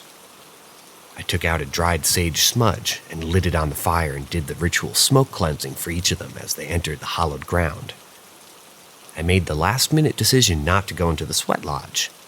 That last boys group had a student that was a little bit of trouble, and I was worried that I'd end up having to take an emergency radio call about a runner in the middle of someone's heartfelt speaking about their issues with their family or their past. And also, the smell. Also, something just felt off. This was a perfect spot and a perfect time for a sweat lodge ceremony, but it felt not wrong exactly, but off somehow. Instead, I whispered my choice, and that maybe I'd join the next session if Katie, or to Katie, as if she was the last to enter. And I sealed the door behind them, burying the edges of the poncho in the sand, like the rest of the construction. I stood by the fire for a minute or two and felt hot. So I walked into the water down the narrow stream about 100 yards and just looked at the stars that were slowly becoming more and more visible in the darkening twilight. I stood there for at least 10 minutes enjoying the changing sky. I heard a twig snap somewhere to my left, and the crickets went silent. There was definitely somebody away up in those trees. I stared hard, and I couldn't see first anybody, but there was a small dark shadow under a pine 30 or 40 feet away. Too dark for this early in the evening. Was that a girl in the shadow? It looked like a small Native American girl, with 2 long braids and some kind of headband. I called out to her, but she didn't move. She seemed to be glaring at me, and the longer I stood there, the worse I felt, like the warmth from the air around me was being sucked away. So I took a deep breath and did what I always do in the woods when something unknown scares me. I ran at it. Whoever was there took off fast, and I chased them. I lost them quickly enough. I'm not a runner, but I was sure that they had been headed in the direction away from the little creekside sweat lodge. I must have gone about an eighth of a mile, almost to the road where I heard all the staff at the sweat lodge scream behind me. My blood ran cold, and I turned on my heel and sprinted back up the canyon. I almost missed the sweat lodge clearing when I came to it because nothing I saw was making any sense. The fire was out, not even a glow. The sweat lodge was gone. The tarps had been pulled and ripped off. And they and the hides were flung out in a wide circle on the ground, in the bushes, and in the water. The frame was uprooted and folded over on its side to one side of the sandbar, and all the new and experienced staff were sitting stunned in a circle on a padding of sage and juniper around a pile of cold rocks. "What happened?" I yelled as I ran up. After a moment, Katie answered. "We were just sitting here, starting to pour water on the rocks to heat things up, and we started talking a bit about, what it means to know your personal history. The walls of the sweat lodge started shaking, and we thought that you were outside trying to get in. It stopped for a minute and Jess called your name, but you didn't answer. And we had just poured some more water on the rocks when the whole lodge went cold, like really cold, and it sounded like a massive windstorm blew in and ripped the whole thing off of us, frame and all, and threw it into the trees. I didn't know what to do, so I grabbed my bag and got out every flashlight that I had. We started them checking each other for injuries. I lied to them through my teeth and told them that it was a microburst windstorm, and that they happened sometimes in Utah, and that they were the lucky ones, and lucky that no one got hurt, and so on and so forth. And amidst skeptical looks from the 3 who knew me, I got Jessica and Will to start taking the stunned newbies back to the camp. But Katie stayed. Katie, who'd been with me through so many other unexplainable things out there, knew what I was doing. She could tell I wasn't saying something. The fire's out, like it's cold out, and it was 1,000 degrees 20 minutes ago, and the rocks that were glowing hot 20 minutes ago also feel like they've been sitting in a creek. That's what she said. "What are you not saying, Dan?" I took a deep breath. "I just tried to chase down a little Native American girl who can run unnaturally fast in the dark." Katie sat down hard. I looked at her, but she didn't say anything, so I continued. "Today, while I was gathering rocks for the lodge, I felt like someone was watching me the whole time, and I swear I'm not making this up, but I set down that really big rock, the first one that you rolled into the circle, and I walked away for a few minutes, and when I returned, it was over by the creek, like someone came and moved it, but there were no tracks, and I couldn't have rolled it there. Then after you all went into the sweat lodge, I walked down to the creek and I heard something in the trees. It took me a minute to spot her, but she was hiding in a shadow under a tree. I think I had chased her for about 30 seconds when you all screamed and I ran back up here." What Katie said next made me sit down too. "Did she have 2 braids and a headband?" I nodded slowly. "Early this morning, like 3 in the morning early, Jessica woke everybody up and said that it was going to rain and that we needed to build a shelter. There were no clouds last night, I said. I know, said Katie. But she woke us all up and insisted that we needed to build a shelter and wouldn't drop it till we all moved closer together and put up some tarps. I like to see the stars when I wake up, so I moved in close just in case, but I didn't get under the tarp. Neither did Will or Josh. He's one of the new guys. Well, this morning, just before it got light out, I had a really disturbing dream where I felt like I was awake in my sleeping bag, and I was staring up into the trees above me. There was this little native girl with 2 braids and a blue and gray headband up in the tree over my face staring at me. I knew I was dreaming, but I couldn't move or wake up. I was only able to move when Josh on the other side of the shelter yelled and sat up. I thought it was just a horrible dream until I talked to Jess about the quote-unquote rain last night. She admitted to me that she hadn't been really worried about the rain, but that she had been dead asleep when she felt someone reach into her sleeping bag and shove her head to the side. She panicked and laid there and pretended like she was still sleeping, but they knelt over to face her for a few minutes. She said that she was terrified to open her eyes. When she felt them leave, she waited for a few minutes and then woke everyone up. I was wondering why she slept in the middle of nowhere, or rather, in the middle of everybody, opposite of nowhere. Now it makes sense. I was quiet. Katie spoke again. Before breakfast, I asked Josh why he yelled up and sat up. I was grateful that he did, but curious as to why. He told me that he had a horrible nightmare about a little Native American girl, and when he thought that he woke up, he saw her running at him. He yelled and she jumped over his head and took off. That's when he really woke up and sat up. He was surprised that I heard him yell. He thought he was still asleep at that point, and he dreamed the yelling part. I didn't tell Jess or Josh what happened to me, and I didn't tell them about each other. But at breakfast, Will told all of us about his horrible dream about a little girl dying in that cabin when it was burned down. We all freaked out. It's all we've been talking about today. Half the group didn't believe us, and Carol Sue, the loud annoying one, had told everyone that we're trying to haze the new guys. Even Josh, who's the new guy, is in on it too, apparently. And then the sweat lodge thing happened. With what you just told me, I don't think any of us were dreaming. We were quiet for a long time. I think we should move camp down the road tomorrow, I finally said. I'll clean up this mess in the morning. Katie just nodded and stood up. Oh, and Katie, it's probably a good idea for everyone to be under a shelter to sleep tonight. And also, maybe don't light another fire. I'm guessing the one at your group's site is out too.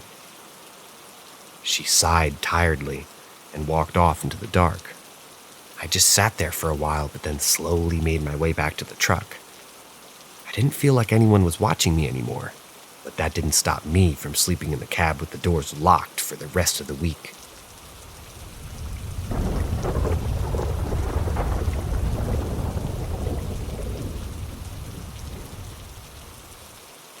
There's another family living in my house.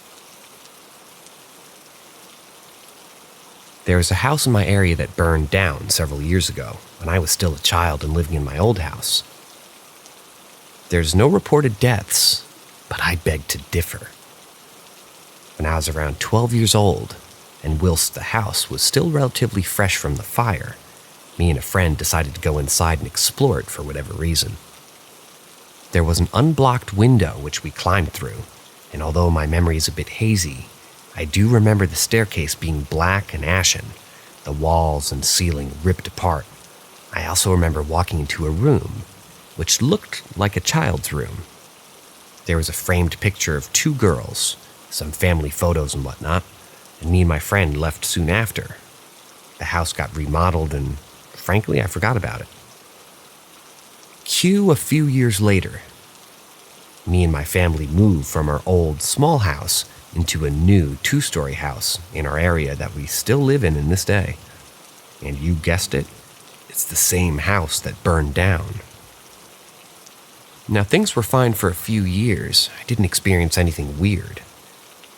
That, however, changed around 2 years ago when I began seeing and hearing things, mainly in my room and occasionally around the house as well. It started off with voices, especially when I was trying to go to sleep.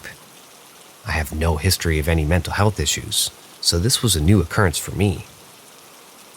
I'd be lying on my side, trying to go to sleep, and I would hear a woman's voice singing into my ear.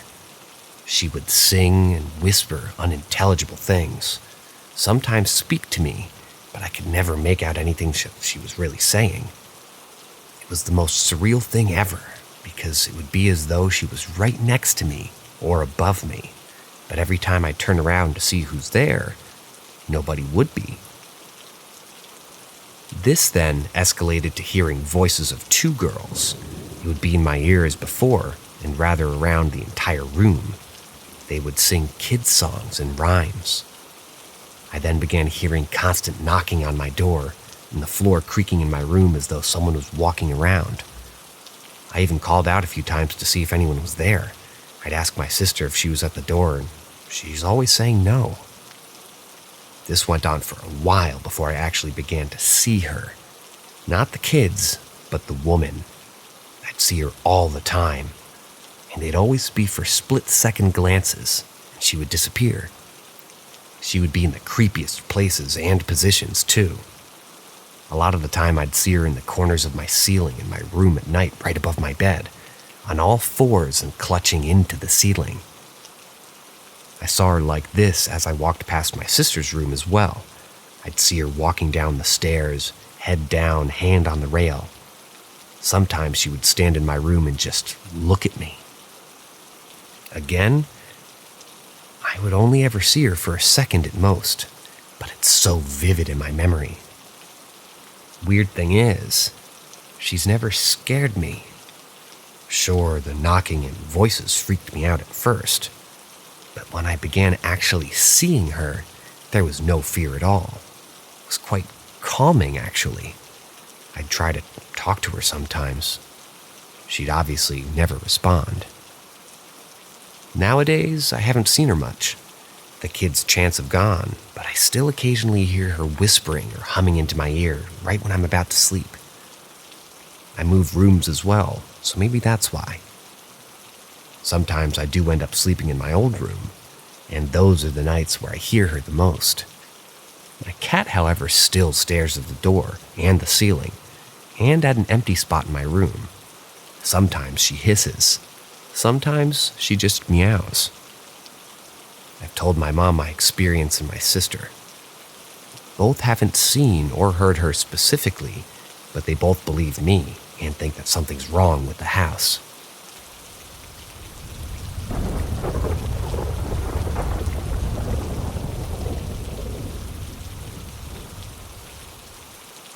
New house is haunted. A couple of months ago, I moved into an old house, built in 1902, and I felt something was there. I just didn't know how to activate whatever it was that I felt it would be. At first, it was small things, windows not being open or shut like how I left them, doors opening on their own, footsteps down the hallway when it was just my cats and I at home. Like I said, small stuff, but things have grown more active in the past week. I've been poked and had someone say my name as if trying to get my attention. I went into my room right after I got real cold real fast. This was the first contact that he attempted to make. The days following this, I felt kind of an uneasy feeling, as if I was unwelcome, and I was being glared at. This feeling wasn't constant, but I could feel where it was coming from, which let me know where he was. Footsteps became louder, banging could be heard throughout the day in various rooms. Although never my room, my cats seem to love my room and often claw the door until I let them in. Once they get into my room, they refuse to leave, hissing at the hallway as I get them out of my room. I believe there was just one spirit in my home. But last night left no doubt that there are two at least. I was laying down for bed watching TV at a very low volume, and all of a sudden, clear as day, right in my ear, "Hey." I froze from the shock of a female voice loudly whispering in my ear. I keep watching my show, ignoring it, and then again, "Hey." More drawn out than the first time. I keep my eyes forward, but I see someone standing at the foot of my bed out of the corner of my eye. She disappeared after a few minutes. She didn't feel malicious, but her energy definitely felt authoritative. A minute later, my cats started zooming as they do, but I heard human footsteps following theirs, and I was the only one awake.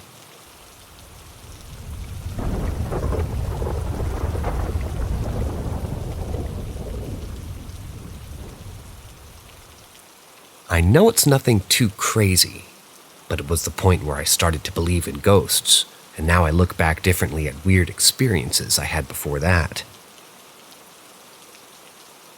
About 1.5 years ago, home alone and no pets at the time. Nice setup for a ghost, you know. And no, it wasn't 3 a.m., it was around 8 p.m. if I remember correctly. I was sitting in my room, watching a movie with the door to my room closed, as always. Suddenly I hear the sound of a door handle being violently pushed down, and then I can already see the door slamming open into the wall. After a second of shock, I thought my mom or sister were home or something like that, so I call out for them. But I don't hear anything, so I look for them. But after a few minutes, I realize that they aren't even home yet, and the door is still locked. So I looked out of the window to see if they were maybe playing a prank on me. But no car in sight. I checked everything that somehow could have caused the door handle to be pushed down and slammed open. But nothing is lying on the ground next to the bookshelf, nor are there any windows open. So it couldn't be explained how the fuck the door was slammed open after that. I am and always have been a huge skeptic. But that's the one experience I was never able to explain. If some of you have any ideas of how this could have happened, I would be thankful, since believing in ghosts didn't exactly make my fears disappear.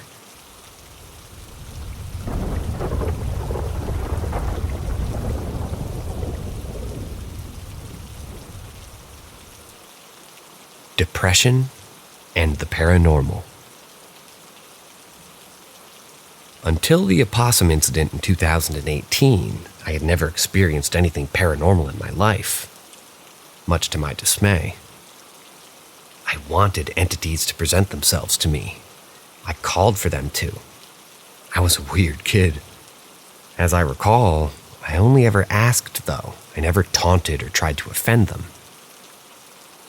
I have some memories before the age of 6, but 6 is really the age that I remember becoming aware. Self-aware.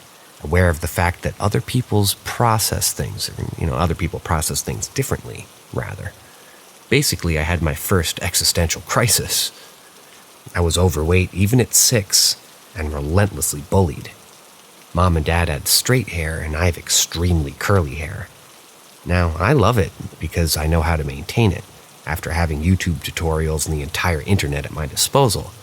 But as a kid with parents who had no idea about curly hair, I walked around with a rat's nest until my mom's just wound up French braiding it. The bullies told me to brush it, so I did for hours, which is why my hair was such a poofy, fizzy mess all the time. But I digress. I was bullied relentlessly for my hair and my weight. My parents were divorcing. I'm not sure if I knew what suicide was at the time, but I do remember thinking that if I was dead, I wouldn't have to deal with any of this. I believe I was so depressed at 6 years old, 2001. Not just sad. It got worse in 2007, and worse again in 2015. Looking back, I legitimately don't know how I'm alive. For 19 years, suicide was my first thought waking up every morning. April of 2018, my mom died. I was the one who found her. She was my best friend, so it was rough. tragedy followed. Dude, I was seeing ghosted me, but in comparison to the other things, it seemed so trivial. My best friend overdosed to death, and my Pomchi dog was attacked and died in my arms, and in November 2019, I lost my job because I was essentially coming to work, getting very little actual work done, spending the day trying to hide my constant crying and panic attacks at my cubicle. In any case, I was at rock bottom, just numbly existing. Didn't even have the desire to actively end my life anymore. Was just waiting to, I guess, for malnutrition or negligence just to kill me. And then it all went away. 19 years of intense chronic suicidal depression, gone. I wish I could bottle it and sell it and end all the sadness in the world. I'm now one of the happiest people that I know. I literally love life and wake up smiling every morning. To me, there's literally no explanation, other than this crazy one that finally ties back into the paranormal. What if I had some sort of entity affecting me from a young age? I got to thinking of this because a comment in the sub encouraging a poster to ward off the evil entities that felt as if these entities can cause lifelong depression. That to us is purely that, depression. No paranormal overtones or vibes from it. When I Google ghosts causing depression, I'm encouraged to evaluate for my own mental health.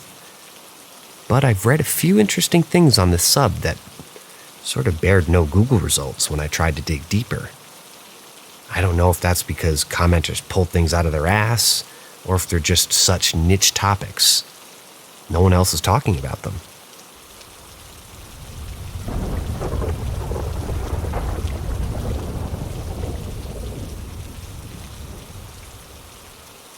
My mom, the opossum. My mom was my best friend, and I, her caretaker, as she became wheelchair-bound from a rare neurological condition when I was 14, which was 2008. I was probably about 17 when this happened, so summer of 2012. I was up late with her talking and watching TV. This is Texas, so despite being 2 a.m., it was still 90 degrees, and I decided to walk up to the gas station to get us some Cokes. I always enjoyed quiet, hot late-night walks to the gas station.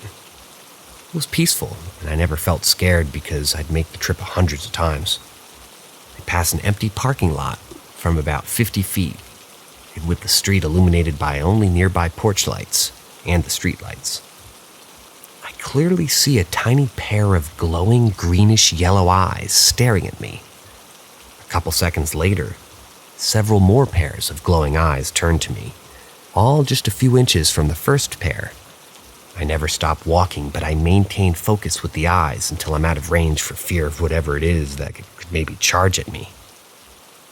In my head, I was picturing a fat black cat, but it would have had to have been massive. A big, massive cat. On my way back to the gas station, it was gone.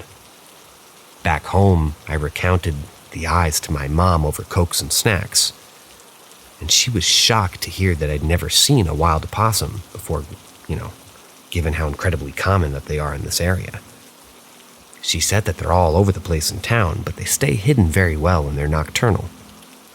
She said that they have 24 babies at a time, and that I saw a mama and her babies were out on the prowl. And they were, of course, more scared of me than I was of them. I love animals, and opossums are cute, so it absolutely made my day that I had seen this little family of opossums. I started looking up at them on my phone, and my mom and I talked about them, and I read about them for several hours because that's just the kind of stuff that we did together.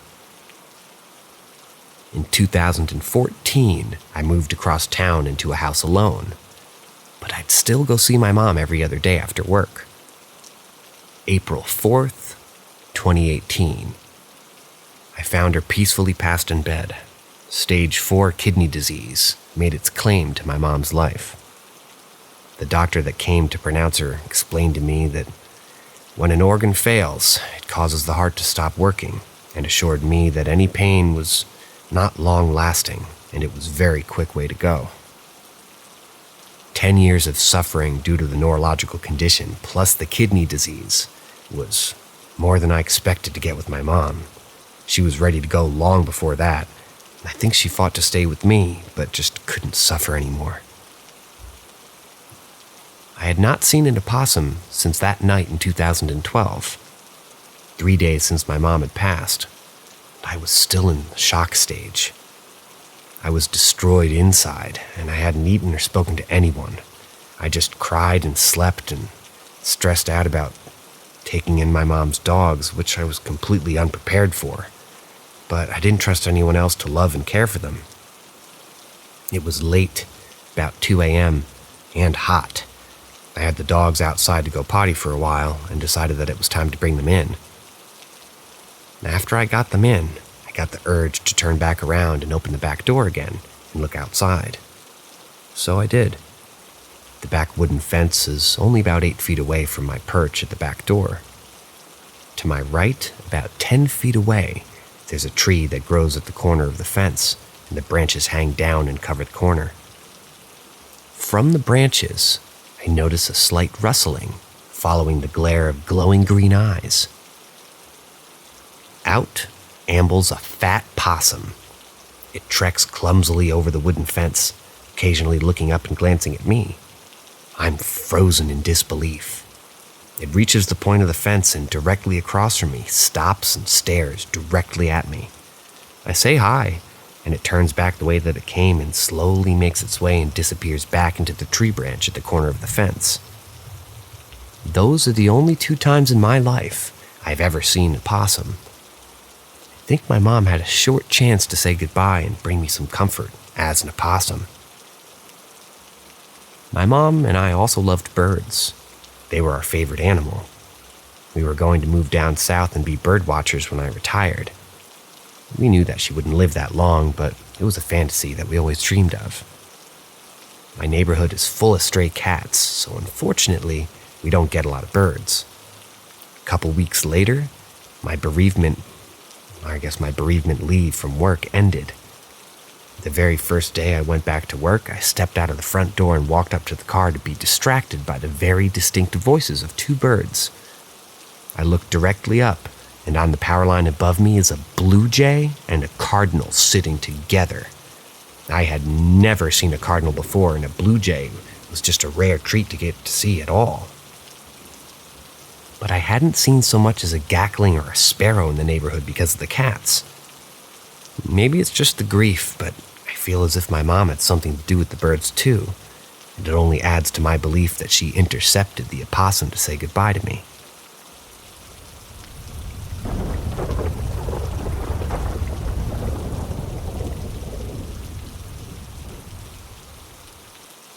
Deceased family member giving me a heads up.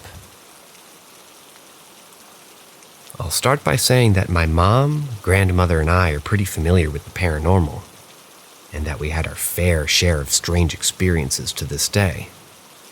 I've always been someone interested in the paranormal, even though it scares me a bit. I've had many experiences since I was around 6 or 7 years old, but I'll start by sharing with you guys something that happened to me 3 days ago. Sorry in advance, it'll be a long post, so here it goes. It was last Sunday. I came home from my boyfriend's place at around 20 hours. I went to my room to sit back and relax, and I decided to light a candle for a little bit of ambience. All of a sudden, the candle flame became very tall and agitated, so much so that I checked if I had left my window open. It wasn't. My door was closed as well, so no possibility of a draft affecting the candle. By saying that the flame was tall, I mean a good 15 to 20 centimeters long, very unusual for a rather small candle whose mesh had been trimmed before. The flame flickered and stayed that long for minutes, never returning to its usual length and strength. I then decided to ask questions to see if the candle flame would react, since it had been said to me that when a candle flame does this for a long time, a spirit or presence is near. I started to ask if anyone was there. The flame flickered a lot. I waited to see if it was a coincidence, but it didn't seem like it. I then had an idea. I have 3 pendulums that I use for divination, so I took one of the 3, went back to the candle, and asked again if anybody was there. The pendulum started moving clockwise, which means yes. I waited for the pendulum to become steady again and proceeded to ask if it was somebody that I knew.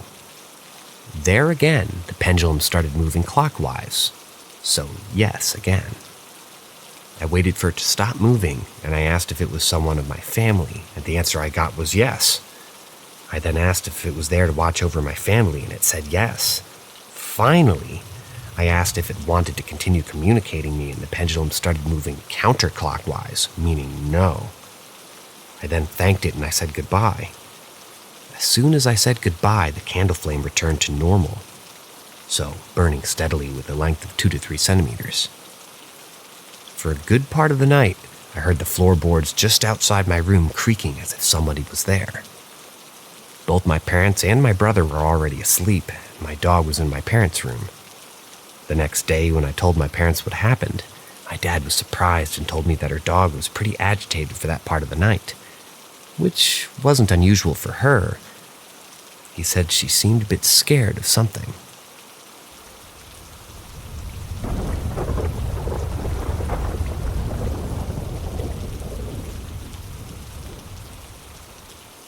Lady in White, protecting us. For the past 4 days now, starting on April 10th, whenever I'm sitting on my couch in the living room, out of the corner of my eye, I see a lady dressed in all white in a robe. I usually dismissed it as a trick of my eye or a curtain flowing, but each time the family dog, who never barks at anything, rushes the door and goes insane. Every time I notice and turn my head to look, she's gone, except for one time when I saw her and looked into her eyes. Her face was kind, and her eyes, these are air quotes, you can't see them, but I'm air quoting, not only eyes and not really a face either, so not really so much a female, but I'm just going to say feminine, because something just feels like that. And they were soft, but dangerous, like this thing is powerful and yet gentle. I've grown up in a fairly religious Christian household, and I've always been really sensitive to spirits and their general intentions. Ask me why I hate going to most churches. Her intentions feel protective. I've only ever caught a glance, really, as she paces our front porch in front of our door. So I'm not so much scared of her, but more scared of her presence and its meaning. I've tried to think of anything out of the ordinary, such as a new item in the house, or a deviation from normal schedules, or something like that, anything really, but nothing. The only thing I can possibly think of is Friday, April 9th, into Saturday, April 10th, and there was a severe storm that blew down a really, really old tree in our neighborhood, across the street from us, in the front yard.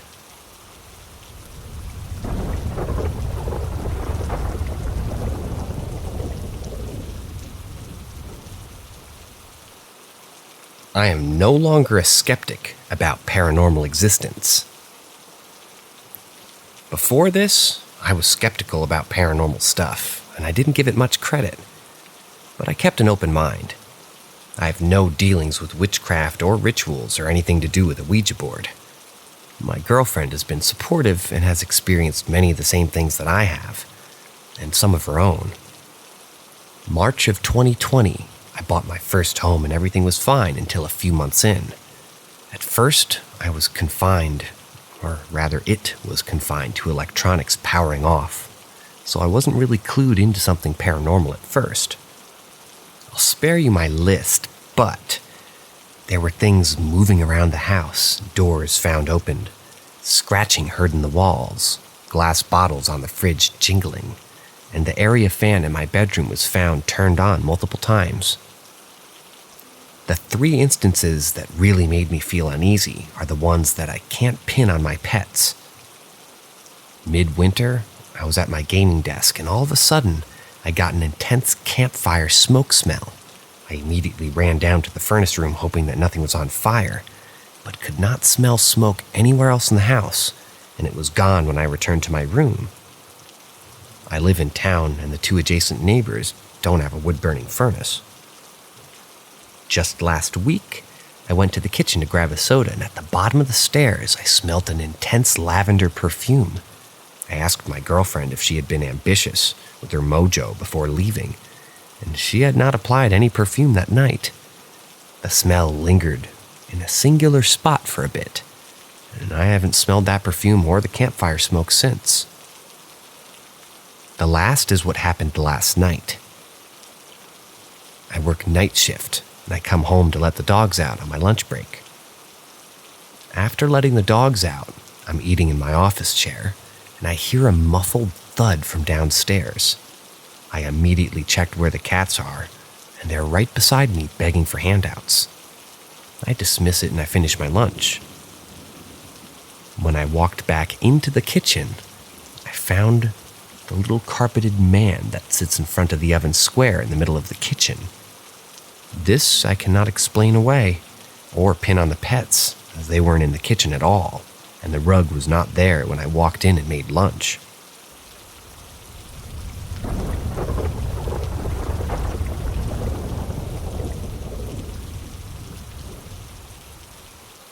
My dad's best friend.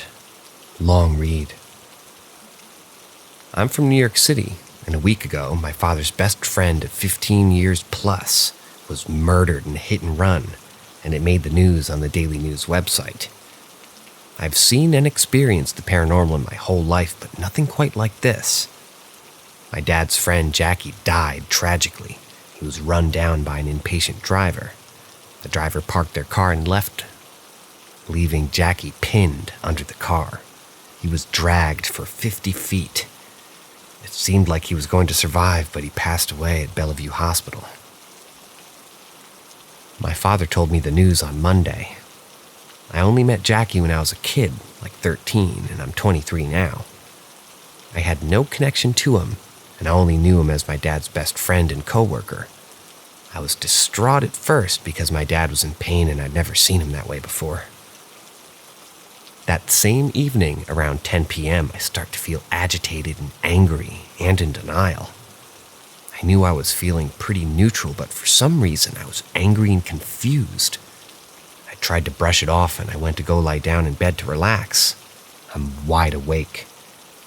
I suddenly became very cold, but the heat was on in my home, so I had no reason to be freezing. I then began to go numb and I felt something enter my body. I hear his last two loud heartbeats, and then something left my body. I got up fast and I heard someone whisper and ask, "Why?" in my left ear. I never experienced this before, and after that day, he hung around near me and in my home for at least 2 days, and I felt his emotions in all the stages of grief. Anyway, I just wanted to share this experience. I never really told anybody except for my mother, and she has a gift where she can see, hear, and talk to spirits better than I can. So she was able to validate my experience for me, and had her own experience with Jackie as well. It's been a week since he passed, and his funeral is later today. I hope he gets justice, and they find the person who hurt him.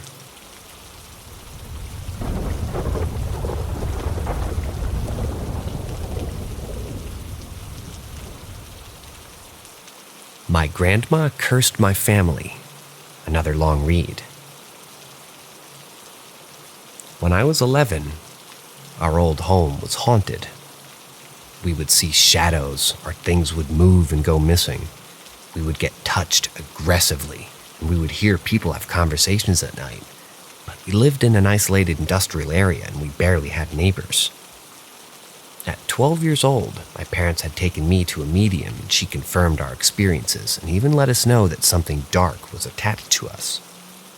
At the time, I was angry for no reason, and I hated everything and everyone. I was also suicidal, even though I knew I loved life and my family. When I was outside the home, I actually felt normal and happy. I was getting attacked emotionally and physically. Something would try to pull my covers, so I can fall off the bed and I would wake up with unaccounted for bruises. I was beaten, I couldn't sleep anymore. If I did, it was only for a few hours. The medium had confirmed that this was a demonic entity and that it was sent to us purposely. My family was suffering because we didn't know how to fight something that we couldn't see. As the energy in our home got worse, my parents thought that it was best that we move. We moved into a new home, and it felt like a good place to live with good energy. A couple of months into our move, my dad decided to get his parents a visa to visit the U.S., even though he knew his parents didn't like us or my parents' marriage. He did his best to give them everything that they didn't have. Also, my dad was in denial about his mother's feelings and behavior. They stayed in our home for 6 months. When my grandma would make lunch, she didn't like it when we ate her food. They took over my parents' room and told my mom to sleep on the futon. Of course, my mother swallowing her pride, she accommodated. My grandma didn't like it when we would go into the room, our parents' room, because we were, quote-unquote, intruding. They finally left, and everything started to pick up again. Again, we would see shadows, but this time they would come out of the mirror. The furniture would creak as if someone applied pressure to it, and you felt as if you weren't alone, even though you were. My mom had stated this is happening because of my grandma, but of course my dad didn't believe it. My mom and sister began to talk, curse, and scream while they were sleeping. I started the sleep paralysis again, and I would get scratched in threes, and I had bruises again. I couldn't sleep or experience my new home in peace. My grandparents had visited again 2 more times. The last time they waited till my dad was at work and they packed their things and left. Their excuse for that was my mom. My mom did her best even though they would belittle her in their own home. My dad was heartbroken because he was doing his best to provide and they disowned him. In 2019, my mom had traveled back to Mexico to say her goodbye to a dying cousin. People in the village let my mother know that my grandma was a bruja, a witch, and she was known for doing brujeria, dark magic, and excuse my pronunciation. And she would let people know that my mother wasn't the woman for her son. While my mom was gone, I was being attacked. Things were being thrown aggressively and photos of my mother fell off the shelf. Whatever was in our home was waiting till my mom was far away to hurt me and my little brother. When my mom came home, she let my dad know and he was devastated. He felt guilty because they were using him and because she was mean to us. We consulted another medium and she came to our home and confirmed that something was sent to our home to hurt us. We found out that my grandma had stolen some of our knickknacks. She had left her personal things in our house and hid them in the closet, and she also left dark magic work in our backyard behind the shed and in the dirt. It turns out that she had been cursing us for years, but we just didn't seem to get rid of the work that she's done. I went to visit my grandma, and she hugged me and cried crocodile tears because she missed me so much. I've been experiencing this since I was a kid and I'm 22 now. I know it's a demonic entity because I've seen it in its form and I've seen others too. They still haunt me and attack me to this day. They like to follow me from my home to my boyfriend's house. When I sleep, they're in my dreams and they like to hold me down when I'm in sleep paralysis mode. I do my absolute best to protect myself spiritually and I feel less scared and stronger now. Whatever my grandma did is strong, but I was told that when one demon knows you, they all know you. I hate that this is my life, and I don't seem to know anything else beside it, and I don't have anywhere to confide in.